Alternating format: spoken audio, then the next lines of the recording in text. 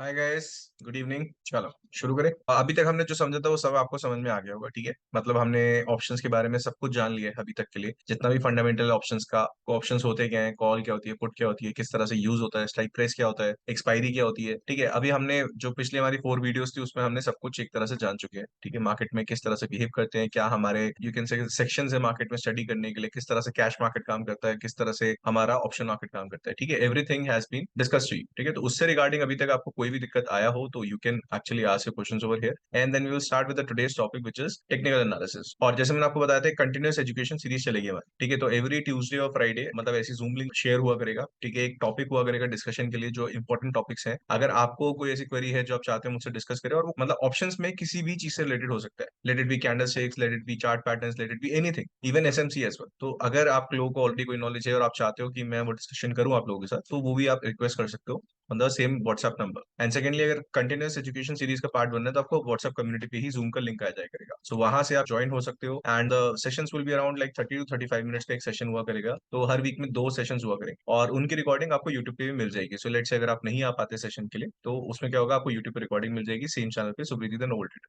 तो इस तरह से हमारा एक सेटअप मैंने बनाया है, क्योंकि काफी लोगों को एजुकेशन पसंद आ रही थी और उनको जो ऑप्शंस की नॉलेज है वो नहीं हो पाती कहीं से भी। सो वी वांट कि आपको कुछ स्टैंडर्डाइज चीजें मिले, कुछ अच्छी चीजें मिले, सो दैट जो आप अपनी ट्रेडिंग है उसकी जर्नी को अच्छे से कंप्लीट कर सके। तो आज का टॉपिक शुरू करते हैं, और उससे पहले आप मुझे ये बता दो, कोई भी अगर आपको क्वेश्चन है related to anything which we have discussed till yet, वो आप पूछ सकते हो। सबके क्वेश्चंस तो नहीं है, ठीक है, सब मेजरली सब कुछ क्लियर ही है। चलो ये भी अच्छी बात है, कहीं ना कहीं मेहनत काम आ गई। चलो सब कुछ क्लियर है तो आज का हमारा मेजर टॉपिक शुरू करेंगे टेक्निकल एनालिसिस के बारे में। टेक्निकल एनालिसिस से रिलेटेड आपको जितने भी क्वेश्चंस हैं यहाँ पर, जितनी भी चीजें हमें चाहिए होती हैं, अभी हम एक ओवरव्यू जाने तो जिन भी टूल्स का वो लोग यूज करते हैं, ठीक है, तो किस तरह से हमारे जो टूल्स हैं वो यूज होते हैं, तो हम ये क्या सीखेंगे, हम ये सारी चीजें सीखेंगे कि एंट्री एग्जिट। काफी लोगों का क्वेश्चन था कि हमें एंट्री एग्जिट नहीं समझ में आ रही, तो एंट्री एग्जिट कैसे ली जाए। तो आज हम ये समझेंगे टेक्निकल एनालिसिस किया कैसे जाता है पहली बात तो, एंड सेकेंडली किस तरह से मैं यूज कर सकता हूँ इस टेक्निकल एनालिसिस को अपने प्रॉफिट मेकिंग जर्नी के लिए on a continuous basis. Sir mobile phone से ट्रेडिंग का एक class live, but mobile phone पे ट्रेडिंग कभी नहीं करनी चाहिए। बहुत लोग होता है कि जो लोग बोलते हैं कि हम लोग फोन पे ट्रेडिंग कर लेते हैं, बट फोन पे कभी ट्रेडिंग नहीं करनी चाहिए, सबसे हानिकारक होता है, क्योंकि आप ऑन द स्पॉट डिसीजन नहीं ले सकते फोन्स पे, और कहीं ना कहीं फोन्स पे लैगिंग हो जाता है थोड़ा सा। तो ट्राई करो लैपटॉप यूज करो, लैपटॉप से आपको ज्यादा कंफर्ट भी होगा, सेकेंडली आपका एनालिसिस अच्छा जाएगा। एनालिसिस अच्छा रहेगा तो कहीं ना कहीं आपके अपने जो ट्रेड्स हैं वो अपने आप सही होते चले जाएंगे। तो ट्राई करोगे फोन पे ट्रेडिंग नहीं करने का, क्योंकि काफी लोग होते हैं वो बोलते हैं फोन पे ट्रेडिंग कर सकते हैं, साइड पे बैठे बैठे कर लिया,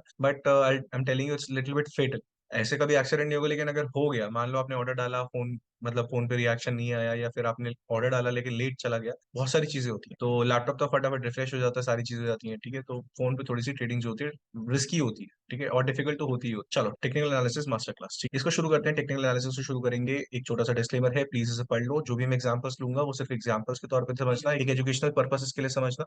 कुछ भी यहाँ पर अगर हम डिस्कस कर रहे हैं किसी भी चीज के रिगार्डिंग, तो that is not an investment advice. चलो टेक्निकल एनालिसिस। तो मैंने आपको शायद वीडियो 2 में समझाया था कि टेक्निकल एनालिसिस और फंडामेंटल एनालिसिस में क्या फर्क होता है। हम जब एज अ ट्रेडर कोई भी फाइनेंशियल डिसीजन लेते हैं, चाहे हम इन्वेस्टर हो चाहे ट्रेडर हो, हम एक फाइनेंशियल डिसीजन लेते हैं। अब वो फाइनेंशियल डिसीजन किसके बेसिस पे लिया जाता है, हमारे एनालिसिस के बेसिस पे। और दो तरह के एनालिसिस हमने सीखे थे, एक होता है फंडामेंटल और एक होता है टेक्निकल। तो इन दोनों में एक आप देखोगे ना तो बहुत ही 36 का आंकड़ा भी चलता है, क्योंकि कई ऐसे ट्रेडर और इन्वेस्टर्स हैं बेसिकली मार्केट में जो सिर्फ और सिर्फ फंडामेंटल पे ही फोकस करते हैं। दे आर लाइक कि हमारे लिए फंडामेंटल ही सब कुछ है। And then there are some traders in the market those who are favour of technicals. तो मार्केट में उनको लगता है कि जो फंडामेंटल एनालिस्ट है, तो उनका बिलीफ ये है कि मार्केट में जो भी होने वाला है, जो भी प्राइस एक्शन मूव करने वाला है, वो प्राइस किस पे मूव करेगा, सिर्फ और सिर्फ फंडामेंटल्स के बेसिस पे बेसिकली। तो अगर आप समझोगे कि मार्केट में दो तरह के ट्रेडर्स हैं, दो तरह के ट्रेडर्स आपस में बनती नहीं है, क्यों नहीं बनती, इनके बिलीफ डिफरेंट हो जाते। फंडामेंटल ट्रेडर्स बिलीव करते हैं कि मार्केट में जो भी हो रहा है, जो भी मूवमेंट आ रही है, वोलेटिलिटी आ रही है, वो सिर्फ फंडामेंटल बेसिस की वजह से आ रही है। और हमने सीखा था फंडामेंटल बेसिस जैसे anything which hampers the price other than the price. जैसे कि फॉर एग्जांपल, अगर आज लेट्स से अगर आपने न्यूज देखी तो काफी एक बड़ा बिल पास होने वाला है, ठीक है, एक बार बड़ा बिल इंट्रोड्यूस करा है अमित शाह जी ने, तो उससे क्या होगा, क्या आपको लगता है कि हमारे स्टॉक मार्केट में फर्क पड़ेगा? हाँ, हर चीज से फर्क पड़ता है, ठीक है। तो हमने कुछ इससे रिलेटेड एग्जांपल्स भी लिए थे। तो मैं क्या कर रहा हूँ, मैं अभी सिर्फ निफ्टी से रिलेट कर रहा हूँ। जब भी बजट आता है तो आपको पता है क्या होता है, मार्केट में काफी अप एंड डाउन होता है। मार्केट में जब इलेक्शंस होते हैं, जब भी सरकारें चेंज होती है हमारी, ठीक है, तब भी एक आप देखोगे काफी ज्यादा मार्केट में एक जो है पुश और नॉन पुश आता है। जब भी मार्केट में जो भी कंपनीज के फंडामेंटल्स रिलीज हो रहे होते हैं, फाइनेंशियल रिलीज हो रहे होते हैं, तो क्या है वो सब फंडामेंटल में आ जाते हैं। अगर मार्केट में कोई कंपनी है और उसका कैश फ्लो अच्छा नहीं है, तो क्या होगा, फंडामेंटली वो चीज अच्छी नहीं है और उस कंपनी का शेयर गिरेगा। और अगर उस कंपनी के शेयर पे, या मान लो वो कंपनी का शेयर एक निफ्टी में हैवी वेटेज रखता है, तो कहीं ना कहीं निफ्टी भी उस चीज से हमारा डेविएट करेगा, ठीक है। तो हर चीज other than the price which is affecting the price is known as fundamental. तो फंडामेंटल ट्रेडर्स ये मानते हैं कि जो भी फंडामेंटल रीजंस हैं प्राइस के, वो हम डिफाइन कर सकते हैं, and because of those fundamental reasons कहीं ना कहीं हमारे निफ्टी में जो भी उछाले गिराव आता है। टेक्निकल ट्रेडर्स का ये बिलीफ है कि वॉट एवर, देखो टेक्निकल ट्रेडर्स क्या मानते हैं कि whatever fundamentals are going to affect the price, वो ऑलरेडी इनकॉर्पोरेटेड है उस करंट प्राइस में। अगर मान लो आज निफ्टी हमारा 19,400 पे चल रहा है, ठीक है, 19,400 में हमारा निफ्टी चल रहा है, तो टेक्निकल एनालिस्ट ये मानते हैं कि जितने भी फंडामेंटल रीजंस हो सकते थे जो इस प्राइस को यू कैन से डेविएट करेंगे, वो ऑलरेडी इस करंट मार्केट प्राइस में इनकॉर्पोरेटेड है। अगर कल मार्केट प्राइस जो हमारा 19,300 पे चल रहा था, अब वो 19,400 पे पहुंच गए, तो यानी कि जो भी फंडामेंटल रीजंस उसके पीछे रहे होंगे वो कहीं ना कहीं 19,400 में हमारे इनकॉर्पोरेट हो गए हैं, यानी कि फंडामेंटली ऑलरेडी अच्छा था, तभी हमारा टेक्निकली प्राइस बढ़ा। तो टेक्निकल एनालिस्ट बिलीव करते हैं कि हमें फंडामेंटल्स की जरूरत नहीं है, अगर हम फंडामेंटल्स समझने में कोई इंटरेस्ट नहीं रखते, रादर हमें क्या करना है, जो हमारा प्राइस है उसी को स्टडी करते हुए हम फ्यूचर डायरेक्शन को जान सकते हैं, ठीक है, with the help of basically knowing the price momentum, कि प्राइस कैसा मूव कर रहा है, कैसे कहां से मूव कर रहा है। और अगर हम प्राइस को स्टडी करेंगे तो कहीं ना कहीं हमारा जो एक फ्यूचर प्राइस है कि इसके बाद क्या हो सकता है, अगर मार्केट 19,300 से 19,400 पे गई है तो नेक्स्ट डे या नेक्स्ट मोमेंटम मार्केट में क्या एक मोमेंटम आ सकता है नेक्स्ट मोमेंट पे, ठीक है। तो इस तरह से टेक्निकल एनालिस्ट ये बिलीव करते हैं कि अगर हम प्राइस को ही स्टडी करेंगे तो कहीं ना कहीं हमें पता चल जाएगा कि प्राइस का मूवमेंट क्या है। और आप लोगों में से अगर ये क्वेश्चन आता है कि मैं क्या चूज करूं, मैं फंडामेंटल्स पे ज्यादा फोकस करूं या मैं टेक्निकल्स पे ज्यादा फोकस करूं, तो मैंने वीडियो 2 में इसका आंसर दिया था जब हम ये पढ़ रहे थे कि फंडामेंटल्स और टेक्निकल्स में क्या फर्क आता है। मार्केट फंडामेंटल्स कब जरूरी होते हैं, टेक्निकल्स कब जरूरी होते हैं, और इसका एक क्रक्स मैंने आपको बताया था कि जब भी आप लॉन्ग टाइम फ्रेम के लिए खेलते हो, पोजिशनल ट्रेडिंग के लिए खेलते हो, यानी कि आप इन्वेस्टर हो, 2 साल 5 साल 7 साल से ज्यादा आप इन्वेस्ट करना चाहते हो मार्केट में, तब आपके फंडामेंटल्स का जो रोल होता है वो सबसे ज्यादा हाईएस्ट होता है। सिमिलरली आप जब शॉर्ट टाइम फ्रेम पे अपनी ट्रेडिंग करते हो, अपन इन आउट करते हैं, मार्केट में ऑर्डर लेते हैं, वही की वही अपना ऑर्डर क्लोज कर देते हैं उसी दिन के बेसिस पे, तो उस टाइम पे ज्यादा से ज्यादा जो 80% वेटेज रहता है वो टेक्निकल एनालिसिस का ही रहता है, कि मार्केट कहां पर लिक्विडिटी क्रिएट कर रहा है, कहां पे मार्केट में डिमांड बन रहा है, सपोर्ट बन रहा है, कहां पर हमारा सप्लाई बन रहा है, रेजिस्टेंस बन रहा है। तो ये सब चीजें जो है डिसाइड करती हैं कि प्राइस कहां जाएगा इन द फ्यूचर। तो फंडामेंटल एनालिस्ट का जो हमारा बिलीफ है वो ये है कि जो भी फंडामेंटल्स हैं which is other than the price itself, तो मार्केट में जो अदर फैक्टर्स हैं जो प्राइस को इन्फ्लुएंस कर रहे हैं वो हमें बताएंगे कि प्राइस फ्यूचर मोमेंट में कहां जाने वाला है, किस साइड का मोमेंटम ज्यादा देगा, बाइंग का ज्यादा देगा, सेलिंग का ज्यादा देगा। सिमिलरली जो टेक्निकल एनालिस्ट हैं वो ये बिलीव करते हैं कि ऑलरेडी सारे फंडामेंटल्स उस करंट मार्केट प्राइस में ऑलरेडी इनकॉर्पोरेट हो चुके हैं, तो हमें फंडामेंटल्स समझने की इतनी ज्यादा जरूरत नहीं है, rather we should focus where is the movement of the price. और अगर हम प्राइस के मूवमेंट को कैप्चर कर लेते हैं, उस लैंग्वेज का नाम क्या है, प्राइस एक्शन, तो कहीं ना कहीं से हम उसको यूज करते हुए अपना मूवमेंट पता कर सकते हैं, फ्यूचर मूवमेंट की मार्केट कहां जाना चाहता है। अब टेक्निकल एनालिसिस में आप ये समझो हर तरह की एक जो इनकॉर्पोरेशन है वो आती है, जो भी टूल हमें मदद करता है प्राइस को समझने की, कि प्राइस अप में है या डाउन में है, या कब प्राइस रिवर्सल लेने वाला है, या कब प्राइस कंटिन्यू करने वाला है इन अ सिंगल ट्रेंड, वो सारी चीजें टेक्निकल एनालिसिस में आती हैं। Late it B mathematical calculated basically values, जैसे कि ईएमए, ठीक है। तो ये जितने भी हमारे टेक्निकल इंडिकेटर्स होते हैं ये क्या है, ये एक मैथमेटिकल कॉम्पोजिशन है जिसकी वजह से हम क्या करते हैं, प्राइस को स्टडी करते हैं। तो इस तरह से जो हमारे टेक्निकल इंडिकेटर्स हैं वो क्या कर रहे हैं, वो भी प्राइस को ही स्टडी कर रहे हैं। तो मार्केट में टेक्निकल एनालिसिस के जो टूल्स हैं वो लॉट ऑफ टूल्स हैं। मार्केट में गैन ट्रेडिंग भी होती है, मार्केट में कई लोगों ने आपने देखा होगा कि लोग एक्सेल शीट बना के ट्रेडिंग करते हैं, एक्सेल से वो अपनी परफेक्ट वैल्यूज निकालते हैं और उसके हिसाब से अपना ट्रेडिंग करते हैं। कई लोग प्राइस एक्शन का यूज करते हैं, कि मार्केट में जो प्राइस की फिगर्स बन रही है, प्राइस पे जो ड्रॉइंग्स बन रही है उनको इंटरप्रेट करते हैं और उससे अपनी फ्यूचर मूवमेंट का पता करते हैं कि मार्केट में एक्चुअली में हो क्या रहा है, कि मार्केट अब डाउन ट्रेंड जाने वाला है या अप ट्रेंड जाने वाला है। ये सब चीजें उन्हें कैसे पता चल रही हैं, प्राइस के बेसिकली मूवमेंट को फॉलो करते हुए। तो प्राइस एक्शन जो ट्रेडर्स होते हैं वो क्या करते हैं, प्राइस की मूवमेंट को फॉलो करते हैं। फिर आते हैं third type of traders which is the smart money traders और द इंस्टीट्यूशनल ट्रेडर्स। उनका ये बिलीफ है कि मार्केट में प्राइस चलाने वाला कौन है, हमारा एक देवता है, उसे बोलते हैं इंस्टीट्यूशन, जिनके पास भर भर के पैसा है, बिलियंस ऑफ डॉलर्स में कैपिटल है। तो कहीं ना कहीं वही मार्केट को रन कर रहे हैं। भाई हमारे पैसों में इतनी ताकत नहीं है, चाहे सारे रिटेलर मिलके भी बाइंग और सेलिंग करने लगे, हमारे रिटेलर्स में इतनी ताकत नहीं कि एक कैंडल भी फॉर्मेशन कर सके। तो कहीं ना कहीं जब billions and trillions of dollars का ट्रांजेक्शन होता है तब जाके मार्केट में मूवमेंट आता है। जैसे फॉरेक्स मार्केट अगर आप कहोगे तो फॉरेक्स मार्केट हमारी स्टॉक मार्केट से भी बहुत बड़ी है, ठीक है, बहुत बड़ी मतलब 5 10 टाइम्स 20 टाइम्स बड़ी। उसमें क्या होता है, $7 ट्रिलियन की ट्रांजेक्शन होती है पर डे बेसिस पे। तो अगर आपको लगता है कि फॉरेक्स में यूएसडी आईएनआर का पेयर है, अगर हमारा जीयूएसडी जेबीवाई का पेयर है, तो उसमें अगर आप देखोगे जब मूवमेंट आ रही है पे बेसिस पे, वो एक पे फैलाने के लिए भी, मार्केट को एक पे फैलाने के लिए भी करोड़ों रुपए लगने हैं, यानी कि अरबों रुपए लगने हैं। बिलियंस ऑफ डॉलर्स का ट्रांजैक्शन होगा तब जाके मार्केट अप एंड डाउन करेगा विद वन पे। सिमिलरली अगर स्टॉक मार्केट में भी देखें तो अगर मार्केट एक दो पॉइंट से 10 पॉइंट से या 500 पॉइंट से उठता है तो आप ये सोचो इतने पॉइंट्स उठाने के लिए कितना बिलियंस ऑफ डॉलर्स का ट्रांजेक्शन हुआ है, आपस में बायर्स और सेलर्स ने ट्रांजेक्शन किया है एट डिफरेंट प्राइस लेवल्स की। प्राइस हमारा वहां तक रीच हुआ है, प्राइस हमारा 10 पॉइंट या 20 पॉइंट ऊपर गया है या 500 पॉइंट ऊपर गया है, तो कितने बिलियंस ऑफ डॉलर्स का ट्रांजेक्शन होना चाहिए तब जाके हमारी मार्केट जो है वो 10 पॉइंट हिलेगी, 20 पॉइंट हिलेगी या फिर 500 पॉइंट हिलेगी। तो टेक्निकल एनालिसिस जो है बेसिकली टूल्स अवेलेबल हैं, वो काफी सारे टूल्स अवेलेबल हैं, लेकिन हमारे जो तीन मेजर फेमस है वो इस तरह से होते हैं। टेक्निकल इंडिकेटर्स होते हैं, प्राइस एक्शन होता है, इंस्टीट्यूशनल ट्रेडर्स होते हैं, कुछ गैन ट्रेडिंग होती है, कहीं आपने एलियट वेव ट्रेडिंग भी सुनी होगी। वो लोग क्या करते हैं, वो लोग स्विंग ट्रेडिंग को बेसिकली जो स्विंग्स बन रहे हैं मार्केट में, जैसे आपने मार्केट में देखा होगा कभी भी प्राइस जो चल रहा है वो कभी भी स्ट्रेट लाइन में नहीं चलता, मार्केट ऑलवेज गो इन अ स्विंग मोमेंटम। तो स्विंग मोमेंटम जो चल रहा होता है मार्केट का, तो एलियट वेव्स जो बेसिकली एलियट वेव ट्रेडर्स होते हैं वो क्या करते हैं, इस स्विंग मूवमेंट्स को कैप्चर करते हैं और वो अपने फॉर्मेशन में देखते हैं कि A B C D E patterns कहाँ बन रहे हैं, तो उनके अपने खुद के पैटर्न से प्राइस को स्टडी करने के लिए। बट आपको ये समझना है कि जितने ये ट्रेडर्स हैं, जितने भी ये टेक्निकल एनालिसिस यूज कर रहे हैं डिफरेंट तरीकों से, ठीक है, चाहे वो किसी भी तरीके से हो, इंडिकेटर बेस हो, प्राइस एक्शन बेस हो, गैन ट्रेडिंग बेस हो या फिर एसएमसी ट्रेडिंग बेस हो, doesn't matter, what all of them are doing is decoding the price. वो प्राइस को क्या कर रहे हैं, प्राइस को स्टडी कर रहे हैं। तो कहीं ना कहीं जो टेक्निकल एनालिसिस होता है वो अपना मेजरली प्राइस और वॉल्यूम को स्टडी करने के लिए बना होता है और उसके रिगार्डिंग जितने भी टूल्स अवेलेबल है मार्केट में जो लोग यूज कर रहे हैं और उससे अपना एनालिसिस करके अपने ट्रेडिंग डिसीजंस बना रहे हैं, चाहे वो बाइंग हो सेलिंग हो, कि जिसमें हम सिर्फ और सिर्फ प्राइस को स्टडी कर रहे हैं, हमें और चीजों से मतलब ही नहीं। ठीक है, तो आई होप आपको ये पॉइंट समझ में आया होगा, यस और नो, फंडामेंटल और टेक्निकल में डिफरेंस समझ में आ गया और किस किस तरह के टूल्स अवेलेबल हैं टेक्निकल एनालिसिस करने के लिए। कोई क्वेश्चन है तो आप वो भी पूछ सकते हैं, ठीक है, सबको मेजरली क्लियर है, कोई दिक्कत नहीं है। अच्छी बात है, क्लियर है तो बहुत बढ़िया हो गया कि हमें समझ में आ गया कि फंडामेंटल और टेक्निकल में क्या डिफरेंस है, टेक्निकल में किस किस तरह के टूल्स है जो हम यूज कर सकते हैं और मार्केट में बेसिकली हमारे जो डिसीजन है किस पे बेस कर सकते हैं, ठीक है ना।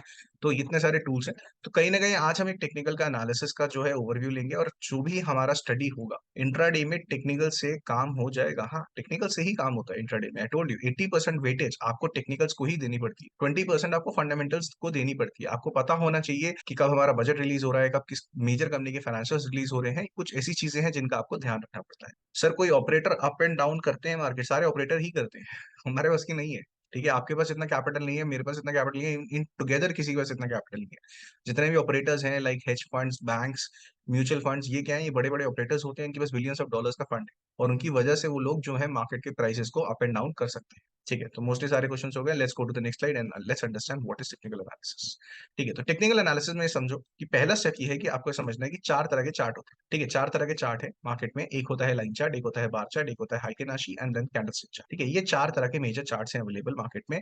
लाइन चार्ट जो है बेसिकली क्या करता है, क्लोजिंग प्राइसेस जो भी होते हैं हमारे उसको basically dot to dot connect करता है और कहीं ना कहीं एक लाइन फॉर्म हो जाती है उस लेवल। तो सारे जो क्लोजिंग प्राइसेस हैं उनको कनेक्ट करा और उस कनेक्शन से क्या हुआ कि मान लो फॉर एग्जांपल लेट्स से मैं पर डे की बात करूंगा, तो लेट्स से एक दिन प्राइस चल रहा है 19,300 का, अगले दिन प्राइस क्लोज हुआ 19,400 पे, अगले दिन प्राइस क्लोज हुआ 19,500 पे। तो इस तरह से अगर मार्केट में प्राइसेस क्लोज हो रहे हैं तो क्या होगा, एक स्ट्रेट लाइन का फॉर्मेशन हो जाएगा। तो हम सारे डॉट्स को कनेक्ट करते जाएंगे और उससे एक लाइन फॉर्मेशन होता चला जाएगा। बट लाइन चार्ट्स क्या करते हैं, ध्यान रखना, देखिए पूरे दिन में कहीं ना कहीं मार्केट ऊपर भी जाती है, नीचे भी जाती है और कभी कभार कंसोलिडेट भी करती है। तो लाइन चार्ट क्या करता है, सिर्फ और सिर्फ क्लोजिंग प्राइस को दिखा रहा है आपको। यहाँ पे आपके जो बाकी वैल्यूज हैं कि कब मार्केट ओपन हुआ, किस प्राइस पे ओपन हुआ, किस प्राइस पे मार्केट ने हाई लगाया, किस पे लो लगाया, उससे मैटर नहीं करता। लाइन चार्ट सिर्फ और सिर्फ जितना भी क्लोजिंग डेटा है उसको एक you can say graphical representation दे रहा है। सेकंड होता है बार चार्ट टाइप रिप्रेजेंटेशन, ये बिल्कुल कैंडल स्टिक्स की तरह होता है बट यहाँ पे कैंडल स्टिक्स नहीं होती, बार्स होती। तो बेसिकली अगर ग्रीन कैंडल है तो उसका ओपन जो होगा वो लेफ्ट हैंड साइड पे होगा, फिर मार्केट अगर ऊपर जाएगा तो ग्रीन कलर दिखाएगा एंड क्लोजिंग प्राइस जो होगा वो आपको राइट हैंड साइड से इस तरह से आपको दिखना शुरू हो जाएगा। सिमिलरली अगर रेड कैंडल होगी तो आपका जो ओपनिंग प्राइस होगा वो लेफ्ट हैंड साइड खुलेगा, मार्केट नीचे जाएगी तो रेड कैंडल बनेगा and then whatever the closing price वहां पे आपको एक राइट हैंड साइड पे एक आपको बार दे देगा, इंडिकेशन दे देगा। तो ये सारी चीजें क्या है, ये सारी चीजें जो है आपके लिए बेसिकली क्या बता रही है आपको कि प्राइस किस लेवल से मूव कर रहा है, किस तरह से मूव कर रहा है। जो लाइन चार्ट होता है उसमें क्या होता है, सिर्फ और सिर्फ क्लोजिंग प्राइस का डेटा जो है वो अवेलेबल है। सेकेंडली अगर हम बार ग्राफ या फिर कैंडलस्टिक चार्ट्स को यूज करते हैं तो कहीं ना कहीं हमें पता चलता है कि मार्केट में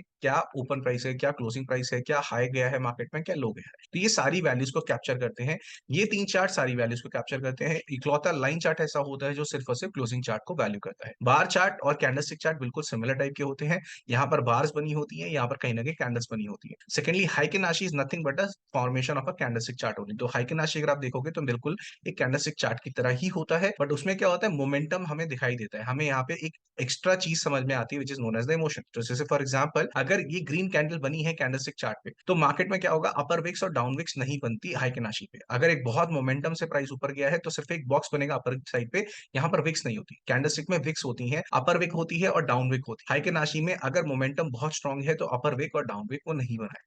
ठीक है, तो ये मेजर चार तरीके के चार्ट है। हम किसको यूज करेंगे और मेजोरिटी क्या यूज होता है, कैंडलस्टिक चार्ट्स जो है मेजरली यूज होते हैं सब लेवल्स ऑफ ट्रेडिंग। क्योंकि जो कैंडलस्टिक बेसिकली हमारा पैटर्न है या चार्ट है वो बहुत ही अच्छे तरीके से हमारे प्राइस के जो इमोशंस है, बायर और सेलर्स के जो इमोशंस है वो कैप्चर करता है। कहीं ना कहीं अगर मुझे पता चल जाए कि बायर्स और सेलर्स क्या सोच रहे हैं, तो मेरे लिए प्राइस का फ्यूचर मूवमेंट जानना बहुत ही ईजी हो जाता है। ठीक है, तो प्राइस का हमारा जो इमोशन है वो जानना इजी हो जाता है कि प्राइस अगर मान लो बायर्स बहुत स्ट्रांग है और कैंडल्स उस चीज को रिप्रेजेंट कर सकती हैं, तो क्या होगा, हमें पता होगा जो फ्यूचर मूवमेंट आने वाला है जिस भी टाइम फ्रेम पे मैं खेल रहा हूँ, कहीं ना कहीं मार्केट जो है ऊपर जाने वाला है। सिमिलरली अगर किसी लेवल पे जो सेलर्स का इमोशन है वो बहुत ज्यादा स्ट्रांग है, तो कहीं ना कहीं आप देखोगे कि मार्केट जो है एकदम नीचे जाने वाला है। ठीक है, तो इस तरह से मार्केट में कैंडलस्टिक जो होती है वो इमोशंस को रिप्रेजेंट करती है, और उस इमोशन को डिकोड करते हुए हम ये समझ पाते हैं कि मार्केट किस तरफ जाना चाहती है, या तो ऊपर की साइड पे जाना चाहती है, नीचे की साइड पे जाना चाहती है। चलो ये समझ में आया कि डिफरेंस क्या क्या होता है। ठीक है, मार्केट में लाइन चार्ट होता है, मार्केट में बार चार्ट होता है, मार्केट में कहीं ना कहीं कैंडलस्टिक चार्ट होता है। तो इसलिए मार्केट में जब भी हम ट्रेडिंग करते हैं तो हम हमेशा मेजरली कैंडलस्टिक चार्ट का यूज करते हैं, क्योंकि लाइन चार्ट होता है वो सिर्फ और सिर्फ क्लोजिंग वैल्यूज को ही डिटरमाइन करता है। बार चार्ट जो होता है वो भी एक तरह से कैंडलस्टिक चार्ट ही होता है, बट यहाँ पे बार्स होती हैं। कैंडलस्टिक्स हमें प्रॉपर इमोशंस बताती हैं, जब हम इन विक्स को यूज कर सकते हैं। लोअर विक्स और अपर विक्स जो होती है उसका एक बहुत बड़ा रोल होता है जो मैं आज आपको बताऊंगा, और कहीं ना कहीं आप देखोगे आपका टेक्निकल एनालिसिस कितना बढ़िया हो चुका होगा। ठीक है, चलो टाइम फ्रेम्स बहुत इंपॉर्टेंट है ये जानना। जैसे मैंने आपको ये तब भी बताया था जब हम टाइप्स ऑफ ट्रेडर्स पढ़ रहे थे इन वीडियो 2 और वीडियो 3, तो उसमें क्या था कि हमने समझना है कि अगर जब हम टाइम फ्रेम यूज करने वाले हैं ट्रेडिंग व्यू पे, जैसे मैम अगर आप देखोगे 1 मिनट पे ट्रेडिंग करती है, ठीक है, तो that mean she is a scalper. तो जितने भी स्कैल्पर हैं यहाँ पे, ठीक है ना, जितने लोग स्कैल्पिंग करना चाहते हैं, that means getting in and getting out in basically in a fast momentum. तो आपको क्या करना है, आपको 1 मिनट, 5 मिनट्स या 15 मिनट्स को यूज करना है, दैट्स इट। ठीक है ना, तो मैक्सिमम आप स्कैल्पिंग अगर करते हो तो 1 और 5 मिनट्स पे या 3 मिनट्स पे भी हो सकती है। जब आप इंट्राडे ट्रेडिंग कर रहे हो तो आपको 5 और 15 मिनट्स का चार्ट यूज करना है। ठीक है, वैसे मैं ऑलरेडी डिस्कस कर चुका हूँ, बट स्टिल आप यहाँ पे फिर भी एक बार रिवाइज कर लो। इंटरमीडिएट या स्विंग ट्रेडिंग कर रहे हो तो 30 मिनट्स, 1 आवर, 4 आवर का चार्ट आप यूज कर सकते हो, जब आपको जो पोजीशन है बेसिकली वो इन एंड आउट करनी होती है within let's say week और अ मंथ। तो यहाँ पे आप क्या कर रहे हो, आप वेट नहीं कर रहे, उस दिन ही ट्रेड अपना बंद नहीं कर रहे, आप वेट कर रहे हो अपनी प्रॉपर पोजीशंस का, और 3 से 4 दिन तक होल्ड करते हो अपनी पोजीशन को। ठीक है, लॉन्ग और पोजीशन में अगर आपको खेलना है, अगर आपको इन्वेस्टिंग करनी है बहुत अच्छे लेवल्स पे, आपको लेट्स से 6 मंथ्स के लिए या 2 साल के लिए ब्लॉक करना है ट्रेड, तो यानी कि डेली, वीकली और मंथली ही चार्ट आप अपना एनालिसिस करोगे। ठीक है, तो यहाँ पे आई थिंक क्लियर हो गया होगा किस तरह से हम टाइम फ्रेम्स को यूज करते हैं। ठीक है, टाइप्स ऑफ ट्रेंड्स, अब ये बहुत इंपॉर्टेंट होता है। देखो मार्केट में ना जो टेक्निकल एनालिसिस होता है उसमें आपके 3 हम यूज करते हैं स्टेप्स को ट्रेडिंग करने के लिए। ठीक है, first is direction, second is POI and third is entry and exit. ठीक है, ये मेरा एक सेटअप बनाया हुआ है, एक सिंपल सा रूल है मेरा कि अगर मैं कभी भी ट्रेड लूंगा तो मैं इन 3 स्टेप्स के बेसिस पे ही लूंगा। पहला है डायरेक्शन। डायरेक्शन यानी कि मार्केट में या तो अप ट्रेंड होगा या साइडवेज होगा या फिर डाउन ट्रेंड होगा। अगर मार्केट अप ट्रेंड में है तो मैं सिर्फ और सिर्फ बाइंग करूंगा, साइडवेज में है तो कुछ नहीं करूंगा, और डाउन ट्रेंड में है तो सिर्फ सेलिंग करूंगा। तो इस चीज को ध्यान रखना। आपको पता होता है कि मार्केट में 2 ही तरह के आपके पास ऑप्शन है, या तो बाय कर सकते हो, सेल कर सकते हो, या तो कॉल खरीद सकते हो, पुट खरीद सकते हो। अगर आप कॉल खरीद रहे हो तो आपको एक्सपेक्टेशन है प्राइस ऊपर जा रहा है, तो मैं कॉल कब खरीदना चाहूंगा, मैं कॉल तभी की तभी खरीदना चाहूंगा जब मार्केट जो है अप ट्रेंड में। ठीक है, सिमिलरली अगर मार्केट डाउन साइड पे तो क्या करेगी, मार्केट हमेशा एक डाउन स्विंग्स दिखाएगी इस तरह से। ठीक है, और साइडवेज अगर मार्केट होगी तो ना ही मार्केट अपना प्रीवियस हाई तोड़ पाएगी, ना ही मार्केट अपना प्रीवियस लो तोड़ पाएगी। ठीक है, इस चीज को समझ लेना। तो इसमें क्या होता है कि हमारे पास 3 तरह के ऑप्शंस होते हैं। पहली बात, अगर अप ट्रेंड है तो हम सिर्फ और सिर्फ बाइंग करेंगे, डाउन ट्रेंड है हम सिर्फ और सिर्फ सेलिंग करेंगे। लेकिन अगर मार्केट साइडवेज है, अगर मार्केट साइडवेज है, ये मैंने आपको बताया था, ये अपॉर्चुनिटी होती है कॉल सेलर्स के लिए, ऑप्शन सेलर्स के लिए, जब वो अपना प्रीमियम कमाते हैं बिकॉज ऑफ टाइम डीके। तो जब तक मार्केट साइडवेज में है, do not try to trade. ठीक है, बहुत लोग होते हैं जो साइडवेज में ट्रेड करना चाहते हैं, पिंग पोंग एंट्रीज के साथ खेलना चाहते हैं, but don't do that. Try करो साइडवेज में कभी मत ट्रेड करो, वरना अगर आप ऑप्शन बाइंग करते हो, खासकर ऑप्शन सेलिंग करते हो, तो साइडवेज फिर भी आपके लिए बहुत ज्यादा एक यूजफुल चीज है। लेकिन अगर आप ऑप्शन बाइंग कर रहे हो तो कहीं ना कहीं साइडवेज में मत ट्रेड किया करो, क्योंकि आपका प्रीमियम डीके हो सकता है बिकॉज ऑफ आपका टाइम डीके। तो हमने जब ऑप्शन ग्रीक्स पढ़े थे तब हमने समझा था कि साइडवेज मार्केट में क्यों ऐसा होता है कि मार्केट में हमारा जो प्रीमियम है फिर भी गिर रहा होता है। कहीं ना कहीं जो निफ्टी का चार्ट होता है या बैंक निफ्टी का चार्ट होता है, हमारा इंडेक्स चार्ट होता है, वो तो सिंपल एक साइडवेज में चल रहा है, लेकिन कहीं ना कहीं प्रीमियम आपके डाउन ट्रेंड में चल रहा है, क्योंकि क्या होता है, टाइम डीके होता है, आपका जो थीटा होता है वो आपके अगेंस्ट चल रहा होता है। तो एक बार अगर आपको ऑप्शन ग्रीक से अगर रिवाइज करने हो तो पिछली वाली क्लासेस में चले जाना and then start revising your classes as well. उसमें अगर हम डायरेक्शन की बात करें तो हमने यार आपको बताया था 3 स्टेप्स होते हैं जब मैं ट्रेड करता हूँ। तो डायरेक्शन से हमें ये पता चल जाता है मुझे बाय दबाना है या सेल दबाना है, सिंपल है। अगर साइडवेज मार्केट है तो मैं ट्रेड नहीं करूंगा, ये भी आपको जानना है, और अप ट्रेंड है तो बाइंग करूंगा, डाउन ट्रेंड है तो सेलिंग करूंगा। तो ये चीज को ध्यान रखना, क्योंकि कई लोग क्या करते हैं, अप ट्रेंड में सेलिंग करने की कोशिश करते हैं कि अब यहां से तो रिवर्सल आई, उस रिवर्सल के चक्कर में आप क्या करते हो, अपना पूरा का पूरा कैपिटल दे आते हो मार्केट में। मार्केट में जब तक अप ट्रेंड है तब तक आपको बाइंग ही ढूंढनी है, ठीक है। और एक चीज याद रखना कि मार्केट में कभी भी जो प्राइस होता है वो स्ट्रेट लाइन में ऊपर नहीं जाए, इसलिए अगर मार्केट अप ट्रेंड में है और मार्केट अगर इस तरह से कुछ नीचे की साइड पे आ रहा है तो इसे क्या बोलते हैं, पुल बैक्स बोलते हैं, रिट्रेसमेंट बोलते हैं। तो कहीं ना कहीं आप क्या होता है, मेजरली हम स्विंग्स में फंस जाते हैं। मार्केट कभी भी स्ट्रेट लाइन में ऊपर नहीं जाता, बट स्विंग्स की फॉर्मेशन में ऊपर जाता है कुछ इस तरह से। अगर इस तरह से ऊपर जा रहा है तो कहीं आप देखोगे कि एक बार एक बाइंग मूव आया, फिर सेलिंग मूव आया, फिर बाइंग मूव आया, फिर सेलिंग मूव आया, फिर बाइंग मूव आया, फिर सेलिंग मूव आया। बट हमें अप ट्रेंड कैसे पता चल रहा है, क्योंकि जो बाइंग मूव है वो आप देखोगे कितना स्ट्रॉन्ग है, लेकिन कहीं ना कहीं जो सेलिंग मूव आ रहा है, मार्केट जब नीचे जा रही है तो बहुत कमजोरी से नीचे जा रही है। स्ट्रॉन्ग बायर्स हैं और वीक सेलर्स हैं, तो मार्केट में हमें सिर्फ और सिर्फ क्या करना है, स्ट्रॉन्ग पार्टी के साथ रहना है। जैसे मैंने आपको बताया, यहाँ पर जो प्राइस हिलाने वाले लोग हैं, ठीक है, जो प्राइस को अप एंड डाउन कर सकते हैं, वो इंस्टीट्यूशंस होते हैं with big amount of money. तो उस बिग अमाउंट ऑफ मनी के साथ अगर आप चलना चाहते हो तो कहीं ना कहीं वो लोग ही ट्रेंड को डेवलप करते हैं और वही लोग ट्रेंड को रिवर्स भी करते हैं। तो जब तक आपको मार्केट खुद साइन नहीं देता रिवर्सल का, तब तक आप बेसिकली खुद नहीं मानोगे कि मेरा डाउन ट्रेंड शुरू हो गया। Let the market give you proper signal that the market has reverse and then look for reversal trades, क्योंकि ये बहुत बड़ी एक प्रॉब्लम होती है ट्रेडर्स में कि कहीं ना कहीं जब भी मार्केट अप ट्रेंड चल रहा होता है, उन्हें शौक होता है कि यहाँ से कुछ ना कुछ एक टूल निकालेंगे, कुछ ना कुछ एक बेसिस निकालेंगे और सोचेंगे कि यहाँ से रिवर्सल आने वाला है, और सीधा सीधा पुट बाय करने लग जाते हैं कि अब तो मार्केट नीचे ही जाएगा। भाई मार्केट नीचे नहीं जाएगा, मार्केट हमेशा ट्रेंड करेगा। अगर मार्केट में अप ट्रेंड है तो अप ट्रेंड ही कंटिन्यू करेगा अनटिल अनलेस की मार्केट आपको प्रॉपर सिग्नल दे दे कि यहाँ से मेरा ट्रेंड चेंज होने वाला है। और वही जब आप चीज लाइव ट्रेडिंग करते हो मैम के साथ और मैम आपको बोलती है चेंज ऑफ कैरेक्टर आ चुका है, तो कहीं ना कहीं आप समझ जाते हो कि मैम क्या बोलने चाह रही है। चेंज ऑफ कैरेक्टर का मतलब कि कहीं ना कहीं प्राइस जो है हमारा रिवर्स कर चुका है, और वहां से हम अपना जो ओवरव्यू है वो बदलते हैं। ठीक है, अगर आपने लाइव ट्रेडिंग देखी है हमारी, तो हमने कितनी बार आप देखे होंगे कि हम सिर्फ सिर्फ ट्रेंड को फॉलो करते हैं। अगर कभी कभार मार्केट ऐसा होता है कि हमने ट्रेंड में ट्रेड ले रखा है, मार्केट रिवर्स करना शुरू कर देती है, कोई दिक्कत नहीं, स्टॉप लॉस दे दो। लेकिन बार बार ये एक्सपेक्ट करने से कि मार्केट अप ट्रेंड जा रहा है, उसके बाद आपको लगता है यहाँ से रिवर्सल आ जाएगा, आपने कोई कैंडलस्टिक पैटर्न देख लिया जो आपने सीखा था किसी क्लास में, यूट्यूब वीडियो पे, तो वहां पे वो चीज अप्लाई मत करो। अगर मार्केट का स्ट्रक्चर या मार्केट का जो डायरेक्शन है वो अपसाइड है तो उसे अपसाइड ही रहने दो, अपना रिवर्सल का ट्रेड लेने की कोशिश मत करो। जब मार्केट आपको बता देगा कि हाँ यहाँ से मैं रिवर्सल हो रहा हूँ, वहां से आप क्या कर सकते हो, कॉल कीजिएगा, पुट पे आ जाओ, क्योंकि वहां से एंटर हो चुके हैं हमारे स्ट्रॉन्ग सेलर्स और यहाँ पर कौन है, वीक बायर्स। तो इसी चीज को मैं डिटेल में समझाता हूँ, जैसे मैंने आपको लास्ट टाइम बताया था जब हमारी 1-to-1 सेशंस होते हैं, तो इस चीज को डिटेल में समझाया जाता है कि मार्केट में स्ट्रॉन्ग बायर्स कौन है, स्ट्रॉन्ग सेलर्स कौन है, और वो कब एंटर कर रहे हैं मार्केट में और हम किस तरह से ट्रेड कर सकते हैं। ठीक है, तो यहाँ से जो आप टेक्निकल एनालिसिस सीख रहे हो उससे आपका एक ग्रोथ पैटर्न बन रहा है कि मार्केट में आप ये समझ पा रहे हो कि किस तरह से जो मार्केट में सेलर्स और बायर्स हैं वो अपना जो पार्टिसिपेशन है वो किस तरह से यहाँ पे दिखा रहे हैं। तो मार्केट में जब भी अप ट्रेंड बन रहा है, यानी कि ये क्या इंप्लीमेंट करता है, ये इंप्लीमेंट करता है कि मार्केट में यहाँ पर बायर स्ट्रॉन्ग है अभी और यहाँ पे वीक सेलर है। हमें स्ट्रॉन्ग पार्टी के साथ होना है। जो भी इंस्टीट्यूशन अच्छा पैसा लगा रहा है, अगर वो बार बार बाइंग करने में पैसा लगा रहा है तो उसके साथ पैसा लगाओ। अगर मार्केट में इंस्टीट्यूशन सेलिंग में ज्यादा पैसा लगा रहे हैं, बार बार बेच रहे हैं, तो उनके साथ बेचो। ठीक है, अपनी मनमानी करने की कोशिश मत करो, अपना हिसाब से ये ट्रेडिंग करने की कोशिश मत करो। ट्राई करो मार्केट में डायरेक्शन को ही फॉलो करो, क्योंकि डायरेक्शन में अगर आप फॉलो अप होंगे तो आपका 70% विनिंग रेशियो कहीं नहीं गया, मैं आपको लिख के दे सकता हूँ, कहीं नहीं गया। ट्रेंड को फॉलो करने पे अगर आप हर जगह रिवर्सल ढूंढ रहे हो, आप रिवर्सल पैटर्न्स पे ज्यादा ट्रेड कर रहे हो, तो आप देखोगे कहीं ना कहीं मार्केट में आपका जो विनिंग रेशियो होगा वो सिर्फ और सिर्फ 30% होगा। इसीलिए ट्रेंड को फॉलो करना बहुत इंपॉर्टेंट होता है। लेट से आप ट्रेंड फॉलो कर रहे हो, मार्केट वहां से रिवर्सल दे रहा है, तो एक स्टॉप लॉस, दो स्टॉप लॉस, तीन स्टॉप लॉस जाएंगे 10 में से। हर बार रिवर्सल नहीं आ जाएगा। मार्केट में आपने देखा होगा कितनी बार ट्रेनिंग होती है, नो डाउट वो रिवर्सल करती है और उस चक्कर में कई बार आपका स्टॉप लॉस चला जाता है। ठीक है, इस चक्कर में डरो मत, कोई दिक्कत नहीं। लेकिन फिर भी ट्रेंड के साथ ही ट्रेड करो, क्योंकि ट्रेंड के साथ रहोगे कहीं ना कहीं 70% आप अपना विनिंग रेशियो ले लोगे।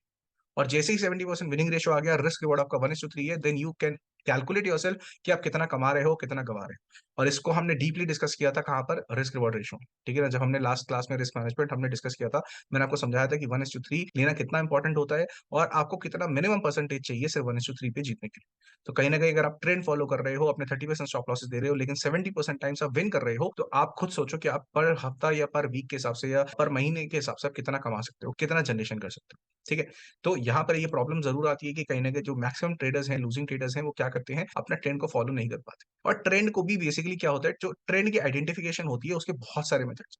तो आपको चूज करना है कि आप किस तरह से मेथड को चूज करते हो कि मेरा ट्रेंड किस वे में चल रहा है, अप ट्रेंड चल रहा है, डाउन ट्रेंड चल रहा है। और इसका एक सिंपलेस्ट वे होता है, अगर आप देखना चाहो तो ट्रेंड लाइंस। अगर आप ट्रेंड लाइन को ड्रॉ करते हो कुछ इस तरह से, तो आपको पता चल जाता है कि मार्केट में मेरा जो प्राइस है वो हायर लोस बना रहा है और कहीं ना कहीं मेरा जो प्राइस है वो अप ट्रेंड में है।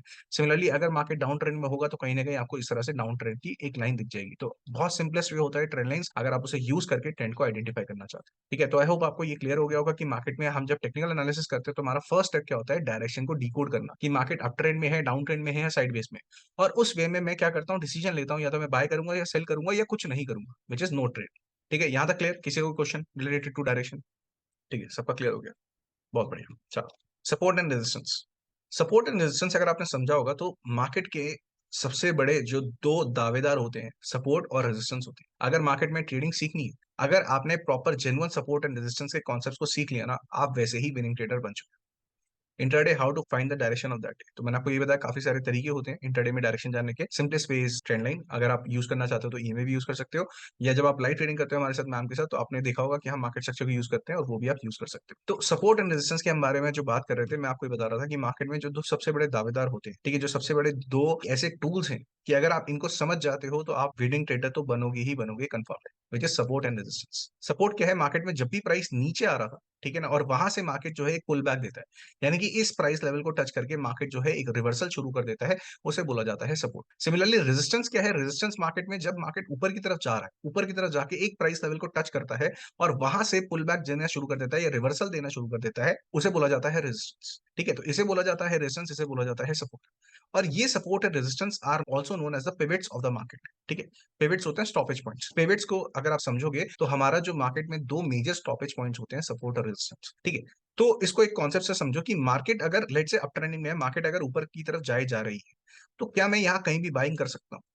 मेरा एक आंसर करना, लेट से यहाँ पर हो, मार्केट कहीं यहाँ पर है और मार्केट जो है एक अप ट्रेंड में ही मूव करे जा रही है, ऊपर की तरफ मूव करे जा रही है, क्या आप यहाँ पर ट्रेड डाल सकते हो? हाँ या ना में जवाब दो, यस और नो। तो काफी सारे लोग नो बोल रहे हैं, ठीक है, और कुछ लोग यस भी बोल रहे हैं। तो ये ध्यान रखना, कभी भी मार्केट अगर ट्रेंडिंग होती है तो आप वहां पे डायरेक्टली ट्रेड नहीं डाल सकते। इसका एक सीधा सा एग्जांपल देता हूँ कि अगर आपको कहीं जाना था, आपको मेट्रो अबॉर्ड करनी है, मतलब मेट्रो में अबॉर्ड करना है, तो क्या आप चलती मेट्रो में या चलती गाड़ी में बैठ सकते हो? क्या नहीं बैठ सकते, उसे अबॉर्ड नहीं कर सकते, क्योंकि उसमें इंजरी होने का खतरा है। जब वो गाड़ी रुकेगी, ठीक है, तब आप उसमें अपनी सिटिंग कर सकते हो। इसलिए मार्केट में भी कई लोग, क्या होता है कि जब ट्रेंडिंग मार्केट होती है, यहाँ पर यहाँ पर यहाँ पर कहीं ना कहीं ट्रेड डाल देते हैं, तो वहां पे आप चलती गाड़ी में चढ़ोगे तो ज्यादा से ज्यादा आपके चांसेस हैं कि कहीं ना कहीं आपका एक इंजरी हो सकता है। तो मार्केट में अगर चलती गाड़ी में चढ़े, यानी कि प्राइस अप ट्रेंड या डाउन ट्रेंड में चल रहा है एक साथ, और उसमें आपने ट्रेड डालने की कोशिश करी, तो कहीं ना कहीं आपके स्टॉप लॉस हिट होने के चांसेस ज्यादा होते हैं। तो what do we need, we need कि मार्केट जब भी ट्रेंडिंग है, मार्केट एक जगह पे आके रुके। वी नीड अ स्टेशन जहां पे हम डिसीजन ले सकें कि यहां से हमें बाइंग करनी है, सेलिंग करनी है, या मार्केट में बैठना है या नहीं बैठना। तो मार्केट में हमें क्या चाहिए, एक स्टॉपेज चाहिए, एक स्टेशन चाहिए जहां से मैं मेट्रो को आउट कर सकूं या मैं उस चलती गाड़ी में बैठ सकूं। तो मार्केट एक स्टेशन पे आके रुकेगी। उस स्टेशन के दो नाम है, एक है रेजिस्टेंस, एक है सपोर्ट। अगर मार्केट ऊपर जा रही थी, अगर मार्केट ऊपर जा रही थी, तो इसके फर्स्ट स्टेशन का नाम आएगा रेजिस्टेंस, जब मार्केट में सेलर्स वापस आए और मार्केट ने एक रिवर्सल दिखाया, तो यहां से हो गया रेजिस्टेंस। सिमिलरली मार्केट अगर नीचे जा रही थी तो मैं सेलिंग नहीं कर सकता, डायरेक्टली मैं सेलिंग नहीं कर सकता। I need the market to stop somewhere so that I can aboard the train or aboard the market by action. तो मैं क्या करूंगा, मैं हमेशा सपोर्ट का वेट करूंगा। We need the buyers to come, कि मार्केट में रिवर्सल का एक सिग्नेचर बने और वहां से मैं बेसिकली थोड़ा सा अपनी पोजीशंस को एंटर कर सकूं। तो मार्केट में ट्राई करना कि कभी भी मार्केट जब ट्रेंडिंग होती है, do not put your trade direct there and then itself, otherwise आपके जो स्टॉप लॉसेस हैं उसके हिट होने के चांसेस जो है वो बहुत ज्यादा हो जाएंगे। रादर ऑलवेज वेट, प्राइस जो है वो बेसिकली एक स्टेशन पे आके रुके, यानी कि मार्केट या तो रेजिस्टेंस बनाए या फिर सपोर्ट बनाए, और वहां पे आप सोच सकते हो कि मैं मार्केट में यहाँ पे एंटर कर सकता हूँ। तो मैंने आपको जो तीन स्टेप्स बताए थे मेरी ट्रेडिंग के, वो क्या है, direction, POI, entry and exit. तो डायरेक्शन हमने समझा कि जब भी प्राइस अपसाइड होगा तो हम बाइंग करेंगे, मार्केट डाउन साइड होगा तो हम सेलिंग करेंगे, साइडवेज होगा तो कुछ नहीं करेंगे। लेट से मार्केट अप ट्रेंड में है, लेट से मार्केट अप ट्रेंड में है, मेरा नेक्स्ट क्वेश्चन ये आता है कि मैं बाइंग तो कर सकता हूँ, आपने बोला मार्केट में अप ट्रेंड में है तो मुझे बाइंग करनी चाहिए, लेकिन कहाँ से, which price level should I buy from? So P means point of interest or price of interest, कि मैं एक प्राइस लेवल को चूज करना चाहता हूं कि यहां से मैं बाइंग करना चाहता हूं और यहां से मैं सेलिंग करना चाहता हूं। अगर मार्केट डाउन ट्रेंड में है, मैं सेलिंग करना चाहता हूं, लेकिन किस प्राइस लेवल से, कहां से सेलिंग करूं? तो आपका वो आंसर कौन करेगा, मेजरली आपको सेकंड स्टेप जो आपको आंसर करेगा, which is known as the point of interest और द प्राइस ऑफ इंटरेस्ट। तो मार्केट में जब ट्रेंडिंग है, हमें डायरेक्शन पता चल गया है कि मार्केट बाइंग में है, कोई दिक्कत नहीं, होने दो, let it come to a pivot. तो मैंने मार्केट में क्या बोला, एक स्टेशन पे आने दो, पहले रुकने दो market, wait for a resistance, कि मार्केट यहाँ पे रुक रही है और कहीं ना कहीं मार्केट जब नीचे जाएगी वहां पर एक सपोर्ट बनाएगी। यहाँ पर एक सपोर्ट बनाएगी, सपोर्ट का मतलब फिर से बायर्स आ रहे हैं मार्केट में। ये दो प्राइस लेवल्स ऐसे होते हैं कि हम रेजिस्टेंस पे या सपोर्ट पे दोनों पे बाइंग एंट्री ले सकते हैं। कई लोग बोलते हैं सिर्फ सपोर्ट पे बाय करना चाहिए, ऐसा कुछ नहीं होता, रेजिस्टेंस पे भी आप बाय कर सकते हैं, ठीक है। बस तरीका आना चाहिए कि किस तरह से बाइंग या सेलिंग करनी है। तो जो बेसिकली सपोर्ट एंड रेजिस्टेंस है, the concept of trading of level support and resistance are undoubtedly two of the most highly discussed attributes of the technical analysis. अगर टेक्निकल एनालिसिस सीखना है, करना है ढंग से, तो इसमें सपोर्ट क्या है, रेजिस्टेंस क्या है, ये तो आपको पता होना ही चाहिए, अनिवार्य है। सिंपल। तो part of analysing the chart patterns, support and resistance used by traders to refer the price levels on charts that tend to act as barriers. तो ये क्या है, बैरियर है, मार्केट इससे ऊपर नहीं जा पा रहा, यहाँ पे सेलर्स ने बैरियर लगा दिया है, मार्केट इससे नीचे नहीं जा पा रहा, यहाँ पे बायर्स ने बैरियर लगा दिया है, preventing the price from an asset from getting pushed in a certain direction. तो उस डायरेक्शन में और ना भागे या एक डायरेक्शन में और ना भागे, मार्केट में बैरियर्स चाहिए, उस बैरियर्स के अंडर आप एंट्री करो। तो आई होप ये पॉइंट क्लियर होगा कि पॉइंट ऑफ इंटरेस्ट क्यों इंपॉर्टेंट होता है। We need support and resistance to stop the price from moving ahead, और वहां पे एक स्टेशन बन जाए। ट्रेंडिंग मार्केट में अगर चढ़ने की कोशिश करी तो कहीं ना कहीं स्टॉप लॉस हिट होने के ज्यादा चांसेस हैं। इसीलिए मार्केट में हम वेट करते हैं कि कहाँ मार्केट स्टॉप हो, कहाँ मार्केट रेजिस्टेंस प्रोड्यूस कर रहा है, कहाँ मार्केट सपोर्ट प्रोड्यूस कर रहा है, and then we decide whether we want to avoid the price or not, we want to trade or not. तो इस तरह से आप डिसीजन लोगे मार्केट में कि कब मैं बाय करना चाहता हूँ, तो that will be known as your POI in the market. Third slide. तो कुछ लोगों को कैंडल सिक्स में अभी भी कंफ्यूजन थी, so let's come to the candle six, ठीक है। तो कैंडल सिक्स क्या है, बेसिकली हम कैंडल सिक्स क्यों स्टडी कर रहे हैं, क्योंकि जो हमारा थर्ड स्टेप है एंट्री और एग्जिट, वो हमें कौन बताएगा, कैंडल सिक्स बताएगा कि मार्केट में यहाँ पर हम बाइंग कर सकते हैं, यहाँ पे हम सेलिंग कर सकते हैं। तो कौन बताता है, हमें कैंडल सिक्स बताती है। क्योंकि कैंडल सिक्स क्या करती है, मैंने आपको इंट्रोडक्शन बताया था कि कैंडल सिक्स बायर्स और सेलर्स के इमोशंस को कैप्चर करती है। अगर वो बुलिश कैंडल है तो वहां से हमें बाइंग करनी चाहिए, अगर वो बेरिश कैंडल है तो हमें वहां से सेलिंग करनी चाहिए। तो ये चीज हमें कैसे पता चलेगी, ये चीज हमें कैसे पता चलेगी, ये चीज हमें पता चलेगी कैंडलस्टिक के इमोशन से, किस तरह की कैंडलस्टिक फॉर्म हो रही है। एक ही सिंगल तरीके से कैंडलस्टिक कभी भी फॉर्म नहीं होती। अगर आप देखोगे, कभी बॉडी साइज डिफरेंट होता है, कभी विक साइज डिफरेंट होता है। There are different types of things that are available in the candlesticks. तो कैंडलस्टिक्स क्या है, the candlesticks are the reflections of the decisions of buyers and sellers. It has four ends, ध्यान रखना, it has four ends, OHLC, open high low close. ठीक है, open high low close, ये चार major price को convert करती हैं। वो बताती हैं कि मार्केट में कहां से कहां तक प्राइस गया था। ठीक है, it has a week and a body. तो मार्केट में ये जो विक दिख रही है आपको, ये विक बोला जाता है, ये लोअर विक होती है, ये अपर विक होती है। सिमिलरली अपर विक होती है, लोअर विक होती है, ठीक है ना। दोनों कैंडल्स में चाहे वो रेड हो ग्रीन हो, विक्स तो होंगी ही होंगी। विक्स और चीजें कॉमन है, OHLC और विक और बॉडी हर कैंडल दिखाती है, रेड और ग्रीन से फर्क नहीं पड़ता। Wick, the top wick shows the highest price it has reach. तो बेसिकली क्या हो रहा है कि मार्केट में जब मार्केट जिस हाई पे लगाया, लेट से अगर आपने सुना हो कि इस दिन 19,500 का हाई लगा था, ठीक है, यानी कि मार्केट क्या हुई, 19,300 से, लेट से 19,300 से ऊपर गई, और उस दिन को हाई लगाया 19,500 से, और वहां से गिरना शुरू हो गई, और वहां से गिरना शुरू हो गई। तो उस दिन का जो हाई माना जाएगा, हाईएस्ट प्राइस कहां तक मार्केट रीच कर पाई, 19,500। तो ये जो अपर विक है, ये कहां पे होगी, 19,500 पे। तो अपर विक जो होती है वो हाईएस्ट प्राइस बताती है। सिमिलरली लो विक क्या बताएगी, लो विक बताएगी हमें लोएस्ट प्राइस कहां लगा था। आप बोल सकते हो जैसे आज मार्केट का 19,300 का लो लगा था, दैट मींस जो मार्केट इस तरह से मूव कर रही थी, उसका लोएस्ट पॉइंट जो था वो 19,300 पे था, वहां से मार्केट तो है ऊपर की तरफ चली गई और मार्केट ऊपर ही सस्टेन करी। तो एक हाई पॉइंट मिल गया, एक लो पॉइंट मिल गया, लेकिन हमें दो पॉइंट्स मिल गए। तो लोअर विक आपको क्या बता रही है, आपको लोएस्ट पॉइंट बता रही है कहां पे प्राइस रीच करा था। जो हाई विक होती है, अपर विक होती है, वो क्या बता रही है कि हाईएस्ट पॉइंट कहां पे रीच करा था। और जो मार्केट में बॉडी होती है वो क्या होती है, ओपन प्राइस और क्लोजिंग प्राइस का डिफरेंस होता है। जहां पे मार्केट का प्राइस ओपन हुआ था, जैसे 9:15 मार्केट कहाँ ओपन हुई, लेट से 9:15 मार्केट ओपन हुई 19,450 पे, तो ये क्या है, ये मेरा ओपनिंग प्राइस है। तो यहाँ से वो डिटेक्ट होएगा, मार्केट में जो भी बॉडी शुरू हो रही है वो यहाँ से शुरू होगी, it is known as the open price. Similarly कहाँ मार्केट बंद हुई, 3:30 बजे एग्जैक्ट मार्केट बंद हो जाती है, वो कौन से प्राइस पे बंद हुई, सो लेट से 19,500 पे बंद हो गई मार्केट, तो ये हमारा क्या होगा, क्लोजिंग प्राइस होगा, और वो डिनोट होता है हमारे जो हमारा बॉडी का डिफरेंस है उससे। तो अगर मान लो कि उस दिन प्राइस नीचे गया था, मान लो ओपन प्राइस हमारा 19,500 था और क्लोजिंग प्राइस हमारा 19,300 था, यानी कि 200 पॉइंट मार्केट नीचे गिरी थी, ओपन और क्लोज है उसमें ये फर्क है, तो मार्केट में रेड कैंडल बन जाएगा और ओपन प्राइस जो है ऊपर की तरफ आ जाएगा, विच इज 19,500। सिमिलरली वहां से प्राइस नीचे गया, इसलिए यहाँ पे रेड कैंडल का फॉर्मेशन होगा और यहाँ पे मार्केट जो है बंद हो जाएगा 19,300 पे। ठीक है, ये हमारा ओपन और क्लोज है। अब लेट से उसी दिन की बात है, मार्केट 19,500 पे तो शुरू हुआ था, लेकिन 19,700 का हाई लगाया, तो जो अपर विक है वो क्या दिखाएगी आपको, हमेशा हाईएस्ट पॉइंट दिखाएगी। सिमिलरली गिरते गिरते मार्केट ने एक लो लगाया था 19,200 पे, ठीक है, 19,200 पे, तो ये हमें लोएस्ट पॉइंट दिखाएगी, वहां से चढ़ के मार्केट 19,300 पे गया और वहां पे क्लोज हो गया। तो इस तरह से रेड कैंडलस्टिक हमारी फॉर्मेशन हो जाएगा। सिमिलरली ग्रीन कैंडलस्टिक का फॉर्मेशन होगा जब भी मार्केट में प्राइस जो है, ओपनिंग प्राइस और क्लोजिंग प्राइस में डिफरेंस है, और जो हमारा ओपन प्राइस था लेट से हमारा 19,500 पे था, ये हमारा ओपन प्राइस है, और मार्केट उस दिन 9:15 बजे हमारा 19,500 का प्राइस था, 3:30 बजे मार्केट 19,700 पे बंद हुई। मार्केट 19,700 पे बंद हुई, तो इसका मतलब क्या है कि मार्केट 200 पॉइंट ऊपर गई। तो आज हमारे जो फॉर्मेशन होगा वो ग्रीन कैंडलस्टिक में होगा। सिमिलरली जो ओपन प्राइस होगा ग्रीन कैंडलस्टिक का हमेशा नीचे होगा। रेड और ग्रीन कैंडल में क्या फर्क होता है, जो रेड का ओपन होता है वो ऊपर की तरफ होता है, और जो ग्रीन का कैंडल होता है ओपन होता है वो नीचे की तरफ होता है। तो यहाँ से मार्केट ओपन हुई और यहाँ से प्राइस ऊपर गया, तो क्लोजिंग प्राइस ऊपर की तरफ आएगा। सिमिलरली हाई और लो भी मार्क करे जाएंगे with the help of the wick, कि मार्केट ने कहाँ हाई लगाया और कहाँ लो लगाया। इस तरह से कैंडलस्टिक का फॉर्मेशन होता है। अगर इसमें कोई प्रॉब्लम है तो पूछ सकते हो। ठीक है, मार्केट में रेड कैंडल बन रहा है मींस बेरिश कैंडल बन रहा है, या मार्केट जो है नीचे जाना चाह रहा है और उस दिन नीचे गया है। सिमिलरली अगर ग्रीन कैंडल बना है उस टाइम फ्रेम में, उस दिन में मार्केट जो है प्राइस से ऊपर गया है। ये है हमारा कैंडलस्टिक का मेजर एक्सप्लेनेशन। अगर आपको समझ में आ गया ठीक है, क्लियर बोल सकते हो, नहीं आया तो कोई क्वेश्चन है तो चैट बॉक्स में पूछ सकते हो। ठीक है, सबको क्लियर है? चलो बहुत बढ़िया। ठीक है, तो कैंडलस्टिक समझ में आ गया। तो डायरेक्शन समझ में आ गई। देखो 3 पॉइंट्स है जो आपको ट्रेड लेने के लिए 3 पॉइंट्स चाहिए चाहिए।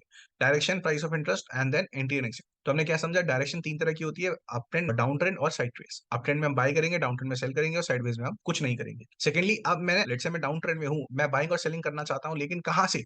तो मैं उसके लिए क्या ढूंढूंगा, price of interest. Or price of interest हम कैसे ढूंढते हैं, सपोर्ट और रेजिस्टेंस से। जहां भी एक अच्छा सपोर्ट या रेजिस्टेंस बन रहा है वहां से हम बाइंग या सेलिंग कर सकते हैं। थर्ड है मार्केटिंग में एंट्री और एग्जिट, की मार्केट में मैंने ये समझ लिया कि इस प्राइस लेवल से मैं एंट्री करूंगा, बट क्या कोई ऐसा स्पेसिफिक रूल है जो मुझे ये बता सके कि मैं यहां से एंटर करूं या ना करूं? तो लेट से अगर मार्केट में अप ट्रेंड चल रहा था, आपका प्राइस जो है सपोर्ट पे है, आपने पीओआई चूज कर लिया और उस सपोर्ट पे प्राइस जो है कुछ बुलिश आपको सिग्नेचर दे रहा है, तो आप क्या कर सकते हो, एंट्री लेना आसान हो जाएगा, कंफर्मेशन मिल जाएगा। तो अगर वहां पर बुलिश कैंडल बनती है, मान लो ग्रीन कैंडल ही बनती है, अभी तो आपने ग्रीन और रेड ही सीखा, तो मान लो वहां ग्रीन कैंडल बनती है, सो लेट से मार्केट का जो प्राइस लेवल है मैं आपको ड्राइंग करके दिखा देता हूँ। इस तरह से चल रहा है मार्केट, जो है अपने रेजिस्टेंस पे है, मार्केट अपने सपोर्ट बना दिया है, मार्केट अपट्रेंड में था, अब मार्केट अपने रेजिस्टेंस पे है, अपने पीओआई पे है। यहाँ पर अगर मुझे कोई बुलिश सिग्नेचर मिल जाएगा तो क्या मैं बाइंग कर सकता हूँ? हाँ, क्योंकि मेरा डायरेक्शन जो है वो अपट्रेंड में है, मैंने पीओआई चूज कर लिया कि मैं इस रेजिस्टेंस से बाय करूंगा। सेकंडली, अगर मुझे यहाँ से कोई बुलिश सिग्नेचर मिल रहा है तो मेरा एंट्री का रूल भी कंफर्म हो जाएगा और मैं यहाँ से एंटर कर पाऊंगा इस तरह से, और अपने प्रॉफिट्स को एज्यूम कर पाऊंगा। तो कहीं ना कहीं हम जो सीख रहे हैं वो क्या सीख रहे हैं, एंट्री के रूल सीख रहे हैं, कि एंट्री जो ली जाती है किस इमोशंस पे ली जाती है, किस कैंडल्स पैटर्न्स पे ली जाती है, क्योंकि कैंडल्स भी जो होती है वो डिफरेंट डिफरेंट साइजेस की और डिफरेंट डिफरेंट कलर्स की होती है। जो हमने दो मेजर कलर्स थे वो पढ़ लिए हैं, रेड होती है और ग्रीन होती है। सिमिलरली एक दोजी होती है, वो सिर्फ और सिर्फ ब्लैक होती है, ठीक है ना, तो उसके बारे में आगे जाके पढ़ेंगे। बट ये दोनों कैंडल्स क्या शो कर रही हैं, अगर रेड कैंडल है तो बियरिश कैंडल है, यहाँ से बियरिश सिग्नल मिल रहा है, ग्रीन कैंडल है तो बुलिश कैंडल है और हमें यहाँ से बुलिश सिग्नल मिल रहा है, हम बाय कर सकते हैं। ठीक है, तो ये हो गए हमारे कैंडलस्टिक के major explanation along with the colour. ठीक है, तो ये क्या है, वन कैंडलस्टिक पैटर्न्स कौन कौन से होते हैं, और उसमें बेरिश और जो आपके रिवर्सल पैटर्न्स होते हैं। जैसे फॉर एग्जांपल, अगर मार्केट अप ट्रेंड में है, इस तरह से गया, मार्केट ने रेजिस्टेंस बनाया, मार्केट ने सपोर्ट बनाया, अब इस सपोर्ट पे अगर ये 4 कैंडल्स बन रही है, ठीक है, तो हम क्या है, हम यहाँ पर एक एंट्री ले सकते हैं, एक अच्छी एंट्री अपॉर्चुनिटी। तो अगर मार्केट में एक मारूबोजू जो एक बड़ी सी ग्रीन कैंडल बन जाती है, तो ये तो एक सिग्नेचर बन जाता है कि मार्केट में बुलिश कैंडल बनी है, एक अच्छी बुलिश कैंडल बनी है, तो क्या मैं यहाँ से बाइंग कर सकता हूँ? हाँ, कर सकता हूँ। और वो मैंने किस बेसिस पे लिया, सिर्फ कैंडलस्टिक के बेसिस पे नहीं लिया। देखो कई लोग आपको कैंडलस्टिक समझाते हैं बट ये नहीं समझाते कैंडलस्टिक का यूज कैसे किया जाता है। तो सिर्फ कैंडलस्टिक पैटर्न्स मत पढ़ो, कैंडलस्टिक से जो चीजें यूज होती हैं साइड बाय साइड पढ़ते चले जाओ। तो मार्केट में डायरेक्शन अपसाइड थी इसलिए मैंने बाय करने का सोचा था, मार्केट मेरे पिवट पॉइंट पे था, यानी कि सपोर्ट या रेजिस्टेंस पे था, इसलिए मैंने बाय करने का सोचा था। इस एग्जैक्ट पिवट पॉइंट पे, इस एग्जैक्ट सपोर्ट या रेजिस्टेंस पे मार्केट ने एक मुझे एक एंट्री फॉर्मेशन भी दिया in the form of a this candle और दिस कैंडल और दिस कैंडल और दिस कैंडल, तब मैं एंट्री कर सकता हूं। तो सबसे पहला जो आपका सिग्नेचर है वो किस तरह से है, मारूबोजू है, बेसिकली एक बड़ी सी ग्रीन कैंडल आ गई,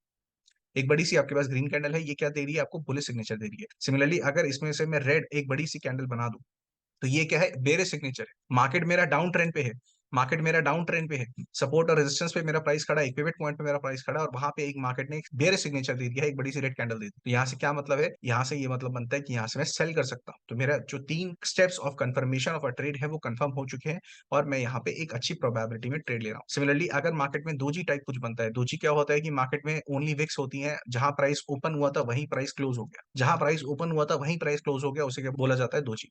ये छोटी सी बॉडी बनती है, कई ब्रोकर्स इसे ग्रीन दिखा देते हैं, कई ब्रोकर्स इसे रेड दिखा देते हैं, बट आपको कंफ्यूज नहीं होना, आपको ये समझना है कि मार्केट में अगर ओपन और मेरा क्लोज प्राइस जो है वो बिल्कुल सेम है, तो यानी कि ये रिवर्सल का सिग्नेचर है।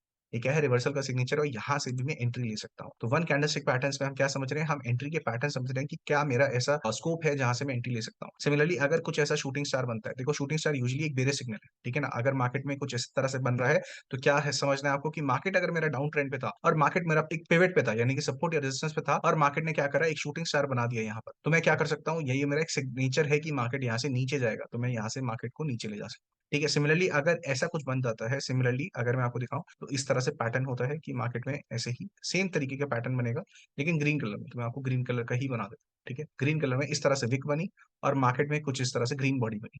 Like this. तो ये क्या है, ये एक बुलिश पैटर्न। तो जैसे जैसे आप यहाँ पे पैटर्न समझ रहे हो, तो पैटर्न को उल्टा भी कर सकते हो, बुलिश और बेरिश दोनों काम आएंगे। अगर मारूबोजू ग्रीन बन सकती है तो मारूबोजू रेड भी बन सकती है। सिमिलरली दोजी, दोजी का कोई कलर नहीं होता, दोजी बेसिकली ओपन और क्लोज सेम है। कई ब्रोकर्स इसे रेड दिखाते हैं, कई ब्रोकर्स इसे ग्रीन दिखाते हैं, बट आपको कंफ्यूज नहीं होना, ये आपका एंट्री पैटर्न है। सिमिलरली शूटिंग स्टार या फिर इस तरह से कुछ पैटर्न बनता है, तो ये भी एक बुलिश पैटर्न है। Similarly last is the spinning top. Spinning top is equal, आप देखेंगे बड़ी सीज की अपर विक होती है, बड़ी सीज की डाउन विक होती है, और बॉडी जो होती है वो छोटी होती है। तो एक कह सकते हो कि दोजी का बड़ा भाई है, ठीक है ना। दोजी क्या होता है, बेसिकली ओपन और क्लोज बिल्कुल सेम होता है। स्पिनिंग टॉप बिल्कुल दोजी की तरह होती है, अपर विक सेम होगी, बड़ी विक बड़ी होगी, और लोअर विक भी सेम होगी और बड़ी होगी, लेकिन बॉडी यहाँ पे बहुत छोटी होती है। तो यहाँ पे क्या माना जाता है कि मार्केट में रिवर्सल आने वाला है। ठीक है, तो ट्राई करो कि इनके नाम ना याद करके मार्केट में इनकी डायरेक्शन या इमोशन को समझो कि मार्केट में किस तरह से सिग्नेचर दे रही है कैंडल्स। तो आई होप आपको ये चारों पैटर्न क्लियर हो गए। One candlestick pattern clear, yes और नो गाइस? क्लियर है तो यस, कोई दिक्कत है तो पूछ लो। चलो, सबको समझ में आ रहा है कि हम ट्रेडिंग कैसे करते हैं? हम पहले डायरेक्शन देखते हैं, पीओआई देखते हैं, एंट्री एग्जिट देखते हैं, ठीक है, इस तरह से हम यूज करते हैं। चलो बढ़िया, नेक्स्ट। अब आ गए टू कैंडलस्टिक पैटर्न्स। अगर मार्केट में आपको लगता है कि एक कैंडलस्टिक से आपका काम नहीं बन रहा है और कुछ इस तरह से फॉर्मेशन आ जाती है, तो डायरेक्शन ध्यान रखना। इस ये देखो, ये जो भी कैंडलस्टिक पैटर्न्स है उसको यूज करने से पहले आपको आंसर करना है कि क्या आपकी डायरेक्शन है, क्या आपका पीओआई है। थर्ड, एंट्री और एग्जिट के लिए ही हम सिर्फ और सिर्फ ये कैंडलस्टिक पैटर्न्स को यूज कर रहे हैं। तो अगर मुझे कुछ इस तरह से पैटर्न दिखता है, this is also known as the bullish engulfing pattern, कि मार्केट में एक छोटी रेड कैंडल बनी और उसके अगेंस्ट में एक बड़ी सी रेड कैंडल बन गई, जिस रेड कैंडल का उसने हाई भी तोड़ दिया और लो भी तोड़ दिया। तो ये क्या है, ये एक बुलिश सिग्नेचर है। तो अगर मेरे पिवट पॉइंट पे, अगर मेरे सपोर्ट या रेजिस्टेंस पे कुछ एक बुलिश एंगल्फिंग पैटर्न बनता है, तो मैं क्या कर सकता हूं, मैं बाय ट्रेड ले सकता हूं। मैं बाय ट्रेड ले सकता हूं because this is a bullish signature in the market. Now कई बार आपने वीडियोस में देखा होगा, आपको इस तरह से इमेज दिखाई गई होगी और आपको बता दिया होगा बाय कर। देखो, डायरेक्टली अगर कुछ ऐसा सिग्नेचर बनता है, बाय मत करो, क्या पता डाउन ट्रेंड में भी कुछ ऐसा ही बन रहा हो, डाउन ट्रेंड में भी कुछ ऐसा ही बुलिश एंगल्फिंग बन रहा हो। बट यहां से क्या होगा, मार्केट नीचे ही जाएगी, मार्केट ऊपर नहीं जाएगी, क्योंकि डायरेक्शन क्या है, डायरेक्शन हमारा बेसिकली डाउन साइड है। तो ये जो कैंडलस्टिक पैटर्न्स होते हैं, कभी भी इनको खाली यूज नहीं करते, इनको सिंगल वे में यूज नहीं करा जाता, इनको बेसिकली एक सेटअप में यूज किया जाता है। चाहे आप वो इंडिकेटर बेस्ड सेटअप ले लो, आप प्राइस एक्शन बेस्ड सेटअप ले लो, या आप एसएमसी बेस्ड सेटअप ले लो, किसी भी बेस के सेटअप पे आप ये कैंडलस्टिक पैटर्न्स को यूज कर सकते हैं। ठीक है, सिमिलरली अगर मुझे जानना है कि मेरा एक सिग्नेचर ऐसा है जो मुझे बेरिश दिखा रहा है, this is known as the bearish engulfing candle, कि मार्केट में मेरा हाई टूटा कैंडल का, मेरा मार्केट में लो टूटा प्रीवियस कैंडल, तो ये बेरिश सिग्नेचर है। तो मार्केट जब डाउन ट्रेंड में है और मेरे पिवट पे यानी कि सपोर्ट या रेजिस्टेंस पे कुछ इस तरह से फॉर्मेशन दे रहा है, तब मैं क्या कर सकता हूं, तब मैं सेलिंग कर सकता हूं और मार्केट में अपने ट्रेड को एग्जीक्यूट कर सकता हूं। तो ये क्या है, अगर बुलिश एंगल्फिंग बन रहा है तो मैं एक तरह से बाइंग कर सकता हूं, कॉल ले सकता हूं, और अगर मेरा बेरिश एंगल्फिंग बन रहा है तो मैं पुट ले सकता हूं। बट लेना कब है, डायरेक्टली नहीं देखना। पहले आपको देखना है डायरेक्शन क्या है, सेकंड आपको देखना है आपका पिवट क्या है, थर्ड आपको देखना है कि मेरा मार्केट में क्या पैटर्न बन रहा है। इस तरह से पैटर्न बन रहा है, बुलिश एंगल्फिंग बन रहा है, लेकिन बुलिश एंगल्फिंग बनने के साथ साथ आपका जो मार्केट में डायरेक्शन है वो अपसाइड है, तभी ये पैटर्न काम करेगा। अगर आप सिर्फ और सिर्फ कैंडलस्टिक पैटर्न पे ट्रेडिंग करते हो, तो आपने देखा होगा कितनी बार आपका स्टॉप लॉसेस हिट हो गए। ठीक है, तो मार्केट में मैं आपको क्या बता रहा हूं कि अगर आपका बुलिश एंगल्फिंग बन रहा है, सिर्फ कैंडलस्टिक पैटर्न पे ट्रेडिंग नहीं करनी है। ठीक है ना, आपको प्रॉपर डायरेक्शन देखना है, प्रॉपर पीओआई देखना है, और उसके बाद इस बेसिस पे डिसीजन लेना है। तो कई बार आपने सिर्फ वीडियो देख लिया होगा और उस वीडियो के बेसिस पे जहां भी ये बुलिश एंगल्फिंग या बेरिश एंगल्फिंग बनती है, आप लोग बाय या सेल करने लग जाते हो या कॉल या पुट लेने लग जाते हो। डायरेक्ट कैंडलस्टिक पैटर्न पे कभी भी ट्रेडिंग नहीं होती, उसको सेटअप में यूज करो, उसको प्रॉपर एक डेफिनेशन दो कि यहां बनेगा तो ही मैं इसको एग्जीक्यूट करूंगा या इसका यूज करूंगा। तो आज के बाद अगर आप कैंडलस्टिक पैटर्न्स को यूज कर रहे हो, तो सिर्फ और सिर्फ सेटअप के साथ करना है, कभी भी सिंगल वे में कैंडलस्टिक पैटर्न्स को यूज नहीं करना।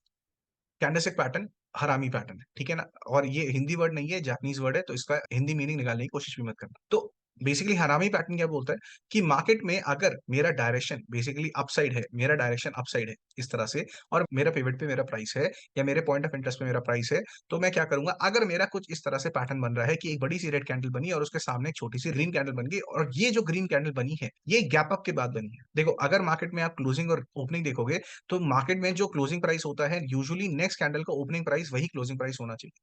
तो मार्केट कंटिन्यूस बेसिस पे चलती है। लेकिन जब आपने सुना होगा मार्केट गैप अप या गैप डाउन करती है, तो प्राइस लेवल्स में डिफरेंसेस आ जाते हैं। तो जब शॉर्टर टाइम फ्रेम पे अगर आपको कुछ ऐसा दिख रहा है कि मार्केट में एक बड़ी सी कैंडल बनी और उसके आगे इनसाइड आउट कैंडल बनी, बट उस कैंडल में गैप आया, तो हम ये क्या है, ये मानेंगे हम बुलिश सिग्नेचर है। और मैं आपको सही बताऊं तो ये जो हरामी पैटर्न्स हैं या आप इनसाइड आउट पैटर्न्स कह लो, इतने ज्यादा काम करते हैं, इतने ज्यादा इनकी प्रोबेबिलिटी है, लेकिन सेटअप के साथ अगर डायरेक्टली इसको देख के आप ट्रेड कर रहे हो, तो उसकी प्रोबेबिलिटी ऑफ विनिंग जो है वो सिर्फ और सिर्फ 33% है, कि यहां बना था मेरा इनसाइड आउट पैटर्न या हरामी पैटर्न और मैंने सीधा बाय कर लिया। ऐसे नहीं होता। मार्केट में डायरेक्शन क्या चल रही है, मार्केट में आपका लेवल जो है पीआई पे है या नहीं है, और वहां पे उस एग्जैक्ट लेवल पे अगर ये बन रहा है तभी मैं एंट्री एग्जिट करूंगा। ठीक है। और अगर मार्केट में मुझे बेरिश देखना है, मुझे बेरिश एंट्री देखनी है, तो इस तरह का बेरिश हरामी पैटर्न बनना चाहिए या इनसाइड आउट पैटर्न बनना चाहिए, जहां पे मार्केट में बड़ा सा एक ग्रीन कैंडल बना है और ग्रीन कैंडल के सामने एक छोटा रेड कैंडल बना है। बट यहाँ पर क्या हुआ है, अगर आप देखोगे एक गैप डाउन हुआ है। ठीक है ना, बहुत फास्ट जब एक प्राइस चल रहा होता है तो कहीं ना कहीं आप देखोगे कई बार गैप डाउन या गैप अप कर जाता है with in the smaller time frame. यहाँ पर आपका क्या हो जाता है, कंफर्मेशन आ जाती है, यहाँ से मैं क्या कर सकता हूँ, यहाँ से मैं एक बेरिश एंट्री ले सकता हूँ, मैं यहाँ से पुट खरीद सकता हूँ। ठीक है। तो टू कैंडलस्टिक पैटर्न हमारे हो गए, एक इंगल्फिंग हो गया, एक हरामी पैटर्न हो गया, और इनसाइड आउट पैटर्न बोलते हैं इसे। इन दोनों में कोई दिक्कत? देखो आई नो अभी तक आपने जितनी भी वीडियोस देखी होगी कैंडलस्टिक पैटर्न्स की, वो आपने इकलौती कैंडलस्टिक पैटर्न्स की वीडियो देखी होगी, और कभी कभार आप क्या करते हो, कैंडलस्टिक पैटर्न्स पे ट्रेड लेना शुरू कर देते हो और आपका सारा स्टॉप लॉस हिट हो जाता है। ठीक है, क्योंकि मोस्टली जो होता है, अगर आपने सही जगह देखा तो आपको लगेगा कई जगह काम कर रहा है, कई जगह नहीं कर रहा। तो वो क्यों होता है? क्योंकि मार्केट में जब आप मान लो मार्केट अप ट्रेंड में है और आपको बुलिश एंगल्फिंग दिख जाता है, तो ऑब्वियसली वो काम करेगा, उसकी हाई प्रोबेबिलिटी वहां काम करे। लेकिन अगर मार्केट डाउन ट्रेंड में है और वहां पे आपको बुलिश एंगल्फिंग पैटर्न दिख रहा है, इसकी प्रोबेबिलिटी नहीं है, इसकी प्रोबेबिलिटी 33% से भी कम है कि मार्केट में ही है, यहाँ से प्राइस ऊपर जाएगा, थोड़ा सा ऊपर जाएगा और फिर नीचे आ जाएगा। तो आपको एंट्री मिल जाएगी, आपको लगेगा वाह मेरा प्राइस ऊपर जा रहा है, थोड़ा थोड़ा प्रॉफिट दिख रहा है, कहीं ना कहीं प्राइस नीचे आ गया। तो यहाँ गलती किसकी है? पैटर्न की थोड़ी ना है। आपने गलत डायरेक्शन में बाइंग करना शुरू कर दिया। तो डायरेक्शन सुप्रीम है। अगर ट्रेंड को नहीं देखा, ट्रेंड को नहीं जाना, तो कुछ नहीं जाना इस इंडस्ट्री में। ट्रेंड अगर अप ट्रेंड है तो ही मार्केट में बाइंग होगी, ट्रेंड अगर डाउन ट्रेंड है तभी सेलिंग होगी। कैंडलस्टिक पैटर्न आपका चाहे कुछ भी बोलता रहे, उससे कोई फर्क नहीं पड़ता। कैंडलस्टिक पैटर्न सिर्फ एक सिग्नेचर है, एक जेन्युइन तरीका है जानने का कि यहां से इस पॉइंट पे बाइंग और सेलिंग की जाती है, एक एडिशनल कंफर्मेशन की तरह यूज होना चाहिए। लोग इसे प्राइमरी बना के बैठ जाते हैं कि भाई हरामी पैटर्न बन गया, चलो यहाँ से सेलिंग कर देते हैं, शूटिंग स्टार बन गया, चलो यहाँ से सेलिंग कर देते हैं। ऐसा नहीं होता। मार्केट में आपको तीनों चीजें देखनी, तब जाके आपका एक सेटअप कंप्लीट होता है। आप सिर्फ एक स्ट्रैटेजी पे नहीं खेल रहे, आप सेटअप पे खेल रहे हो, और वो सेटअप जो है आपको कहीं ना कहीं जाके आपको प्रॉफिट्स देने की क्षमता रखता है। अगर सिर्फ और सिर्फ कैंडलस्टिक पैटर्न खेलना शुरू कर दिया या सिर्फ और सिर्फ एक इंडिकेटर लगा के खेलना शुरू कर दिया, तो कहीं ना कहीं देखोगे आपका विनिंग रेशियो नेगेटिव ही होगा, नेगेटिव यानी कि 50% से कम। ठीक है, तो यहां तक क्लियर हो गया, नेक्स्ट पे चले। ठीक है, ट्रेडिंग पर्पस, ये बहुत इंपॉर्टेंट है। You always have to follow the trend, as a normal saying trend is your best friend. ठीक है। तो आपका ट्रेडिंग पर्पस क्या है? आपका ट्रेडिंग पर्पस कैंडलस्टिक एनालिसिस को जानना नहीं है, आपका ट्रेडिंग पर्पस पैटर्न्स को आइडेंटिफाई करना नहीं है। डबल टॉप बन रहा है, डबल बॉटम बन रहा है, हेड एंड शोल्डर बन रहा है, बनने दो। आपका ट्रेडिंग पर्पस है, अगर आपके ट्रेंड में है तो ट्रेड लो, नहीं है तो मत लो। अगर आपको लगता है आपका ट्रेंड अप है तो सिर्फ बाइंग एंट्रीज ही देखो, सेलिंग मत देखो। और अगर आपको लगता है डाउन ट्रेंड है तो सेलिंग एंट्री ही देखनी है, बाइंग नहीं देखनी। सिमिलरली साइडवेज अगर मार्केट चल रहा है तो कुछ मत करो बेकार में प्रीमियम ऑप्शन सेलर को देके आ रहे हैं। आपका प्रीमियम डीके होगा ही होगा, और फिर बोलोगे कि यहां से मेरा प्रीमियम घट रहा है, तो जाएगा ही ना, क्योंकि साइडवेज मार्केट में उठा रहे हो trade. The main purpose of the trading is to buy low and sell high. ये तो आपने सुना होगा कि भाई कमती पे खरीदो और ज्यादा पे बेचो। अब ये उल्टा भी हो सकता है, अगर मैं पहले ही ज्यादा पे बेच दूं और कम पे खरीद लूं तो इसे क्या बोलेंगे? Short cell. लेकिन पर्पस क्या है हमारा कि कमती पे खरीदना है, कम प्राइसेस पे खरीदना है, और हमेशा बेचना, हमेशा अच्छे लेवल पे। तो price doesn't move in straight lines, जैसे मैंने आपको बताया था, स्ट्रेट लाइन में कभी मूव नहीं करेगा, स्विंग्स में मूव करेगा। तो कहीं ना कहीं स्विंग स्टडी आपको करनी ही पड़ेगी, स्विंग स्टडी आपको करनी ही पड़ेगी, तब जाके आपका काम बनेगा। और मार्केट में neither they are going to make a lot of distraction, तो ज्यादा डिस्ट्रैक्शन भी नहीं होती प्राइस में। जितना लोग बोलते हैं ना बहुत ज्यादा मैनिपुलेटिंग, इतना ज्यादा मैनिपुलेशन में नहीं, नॉर्मल मैनिपुलेशंस होते हैं, नॉर्मल तरीके से चलती है प्राइस। मार्केट फिर भी अप एंड डाउन जाएगी जाएगी, आपको बस ट्रेड करना है उसके साथ। और कैसे करना है? सेटअप के हिसाब से करना है। अगर सेटअप बोल रहा है यहाँ एंट्री नहीं है, जबरदस्ती एंट्री बनाने की कोशिश मत करो, उसको वेट करो, जब आपका सेटअप बोले कि हाँ यहाँ एंट्री बन रही है तभी एंट्री लेंगे। ठीक है। The price moves in a flow which is known as the trend. तो ट्रेंड को फॉलो करना है, ट्रेंड को आइडेंटिफाई करना है। You should always take your trade along with your trend. तो आपका ट्रेड क्या बोलता है? अगर आपका ट्रेंड बोलता है बाय, तो बाय करना है। ठीक है। सेल बोलता है तो सेल करना है, इसके बीच में कुछ नहीं करना। ठीक है। और कैसे करना है? पीओआई चूज करना है, पीओआई के बाद एंट्री और एग्जिट चूज करना है, तब जाके आपका पूरा सेटअप कंप्लीट हो जाता है, और यहाँ से आप प्रोफेशनल ट्रेडिंग करना शुरू कर देते हो। और इसके बाद हम क्या करेंगे? हम आपको यहाँ पे थैंक्स और बेस्ट ऑफ लक बोलेंगे, क्योंकि अब आप ट्रेडर बन चुके हो। आपको प्रॉपर टेक्निकल एनालिसिस आ चुका है, आपको ये समझ में आ चुका है कि मार्केट में क्या ओवरव्यू है, ऑप्शंस क्या होते हैं, ऑप्शंस को यूज कैसे किया जाता है, कॉल और पुट क्या होते हैं, सेलिंग कब होती है, बाइंग कब होती है, और कौन से टाइम फ्रेम को आप यूज करना चाहिए, कैसे आपको ट्रेडिंग करनी है, कहाँ पे स्टॉप लॉसेस रखने हैं, कैसे टारगेट्स रखने हैं, क्या रिस्क रिवॉर्ड मेंटेन करना है, क्या रिस्क मैनेजमेंट करना है। सब चीजें इन 5 क्लासेस में कवर अप हो चुकी हैं। हजारों लाखों रुपए की कोर्सेज खरीदोगे तब भी ये सारी चीजें देखने को एक साथ नहीं मिलती। आई नो मैं ये नहीं कह रहा मैंने बहुत ज्यादा एक्स्ट्रा नॉलेज दी आपको, या मैंने बहुत सारी सारी नॉलेज दे दी, बट ठीक है, वो धीरे धीरे मैंने आपको बोला कि जो हमारी एजुकेशन सीरीज है उसमें आते रहो, कंटिन्यू बैठे रहो, तो कहीं ना कहीं मैं आपकी चीजें डिस्कस करता रहूंगा। सर लार्जर ट्रेंड को 15 मिनट पे आइडेंटिफाई करना चाहिए to take trade in 1 minute time frame, भाई एक ही मिनट को फॉलो करो, एक ही टाइम फ्रेम को फॉलो करो। अपने दिमाग को इतना कॉम्प्लेक्स मत बनाओ कि 15 मिनट भी देख लूँ, 1 मिनट भी देख लूँ, एक दिन भी देख लूँ, ठीक है? आई नो दैट बहुत लोग करते हैं, बट आपको जरूरत नहीं है। एक टाइम फ्रेम पे फोकस करो, अपने आप ट्रेड मिल जाएंगे। सर, वन क्वेश्चन पूछो भाई, पूछो। आप क्वेश्चन एंड आंसर ही करेंगे, ठीक है ना? मेरी तरफ से बोलना खत्म, आपकी तरफ से बोलना शुरू। What is EMA? Exponential moving averages trading indicator है। जब आप ट्रेडिंग व्यू पे जाओगे, अगर आप प्राइस को देखते हो, आपको प्राइस का डायरेक्शन जानना है, तो आप ईएमए को यूज कर सकते हो। तो इसकी मैं एक स्पेसिफिक वीडियो बना दूंगा, या अगली बार ये डिस्कस करेंगे ट्रेडिंग इंडिकेटर्स को कैसे यूज करें। तो व्हाट्सएप कम्युनिटी का पार्ट बन जाओ। तो अगर उसके लिए बनना है तो 7817999300 जो हमारा नंबर है, उस पर आप लिख सकते हो ट्रेडिंग, तो उसमें आपको कम्युनिटी का पार्ट बना दिया जाएगा। ये मैं कैसे यूज करें मैं आपको बता रहा हूँ। तो हम क्या करेंगे, नेक्स्ट सेशन ये रखेंगे टेक्निकल इंडिकेटर्स कैसे यूज करें। चलो guys, thanks, best of luck, ठीक है? कोई भी क्वेश्चन आता है तो आप इस नंबर पे लिख सकते हो। I will answer you there and then itself in the WhatsApp. Trading community का पार्ट बन जाओ। एंड कई लोगों ने मेरे से इंक्वायरी किया था अबाउट माय पर्सनल सेशंस, तो उसके भी आप ले सकते हो। अगर आपको सुप्रीति मैम की तरह ट्रेडर बनना है, रेगुलर बेसिस पे ट्रेडिंग करनी है, कंसिस्टेंट रिजल्ट्स निकालने हैं, तो कहीं ना कहीं आपको एक पर्सनल अटेंशन की जरूरत होती है। आई नो मैं बैच भी रख सकता हूँ, बट बैच में इतना टेंशन नहीं मिलेगा, ना ही इतने अच्छी चीजें डिस्कस हो पाती है। अगर आप यहाँ भी देखोगे, आपके आधे से ज्यादा जो क्वेश्चन है वो अधूरे रहेंगे, तो इसलिए हमारी 1-to-1 सेशन चलता है, तो उसके लिए भी आप पार्ट बन सकते हो। एंड ईएमए पे कितना टाइम फ्रेम रखना चाहिए, जो भी आप टाइम फ्रेम यूज कर रहे हो वो आपकी चॉइस है कि आप 1 मिनट यूज करते हो, 5 मिनट यूज करते हो, 15 मिनट करते हो, ये आपको चूज करना है। स्कैल्पिंग कर रहे हो तो 1 से 3 मिनट पे रखो। जो भी टाइम फ्रेम यूज कर रहे हो उसी पे अपने जो चीजें हैं, टूल्स हैं, उसको यूज करना है, ठीक है? उससे लावा इधर उधर नहीं जाना। Thank you sir for knowledge. तो नॉलेज देखो चलती रहेगी, ठीक है ना? तो कम्युनिटी का पार्ट बनते रहो, ऐसे आते रहो, आपको जूम लिंक मिल जाया करेगा। सर, मेरा कैपिटल 20,000 है, मैं सिंगल लॉट निफ्टी में ट्रेड करता हूँ, मुझसे डेली प्रॉफिट कितना लॉस होना चाहिए? भाई ऐसा कोई डिफाइन नहीं होता मार्केट में, कभी भी ये डिफाइन मत करके चलो आज मुझे इतना प्रॉफिट करके निकलना है, लॉस करके निकलना है, देके निकल जाओ 20,000। ट्राई करो कंसिस्टेंट रहने का। अपना रिवॉर्ड मैनेजमेंट देखो, अपना रिस्क मैनेजमेंट देखो, ठीक है? उस टाइम जितनी एंट्रीज मिल रही है, कई बार मार्केट साइडवेज होती है, एंट्रीज ही नहीं मिलती। आज देख लो मार्केट कितनी मैनिपुलेटिंग थी, कितने स्टॉप लॉसेस गए हमारे। तो आज थोड़ा सा कैपिटल नेगेटिव भी हो गया, कोई दिक्कत नहीं है, लेकिन कहीं ना कहीं पॉजिटिव भी हो जाएगा कल। इतने टाइम से पॉजिटिव चल रहा था, एक नेगेटिव तो आना था।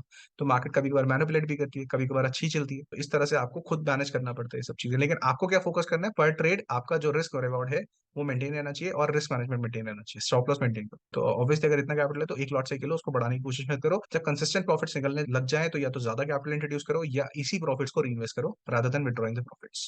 तो आई होप आप लोगों को चीजें समझ में आ गई होगी। नेक्स्ट सेशन में मिलते हैं। कुछ कुछ सेशन में रखता रहूंगा, कुछ कुछ टॉपिक्स देता रहूंगा, ठीक है? 30 to 35 मिनट्स का सेशन होता रहेगा उसमें, तो कम्युनिटी का पार्ट बने रहो और उस पर लिंक शेयर हो जाएगा।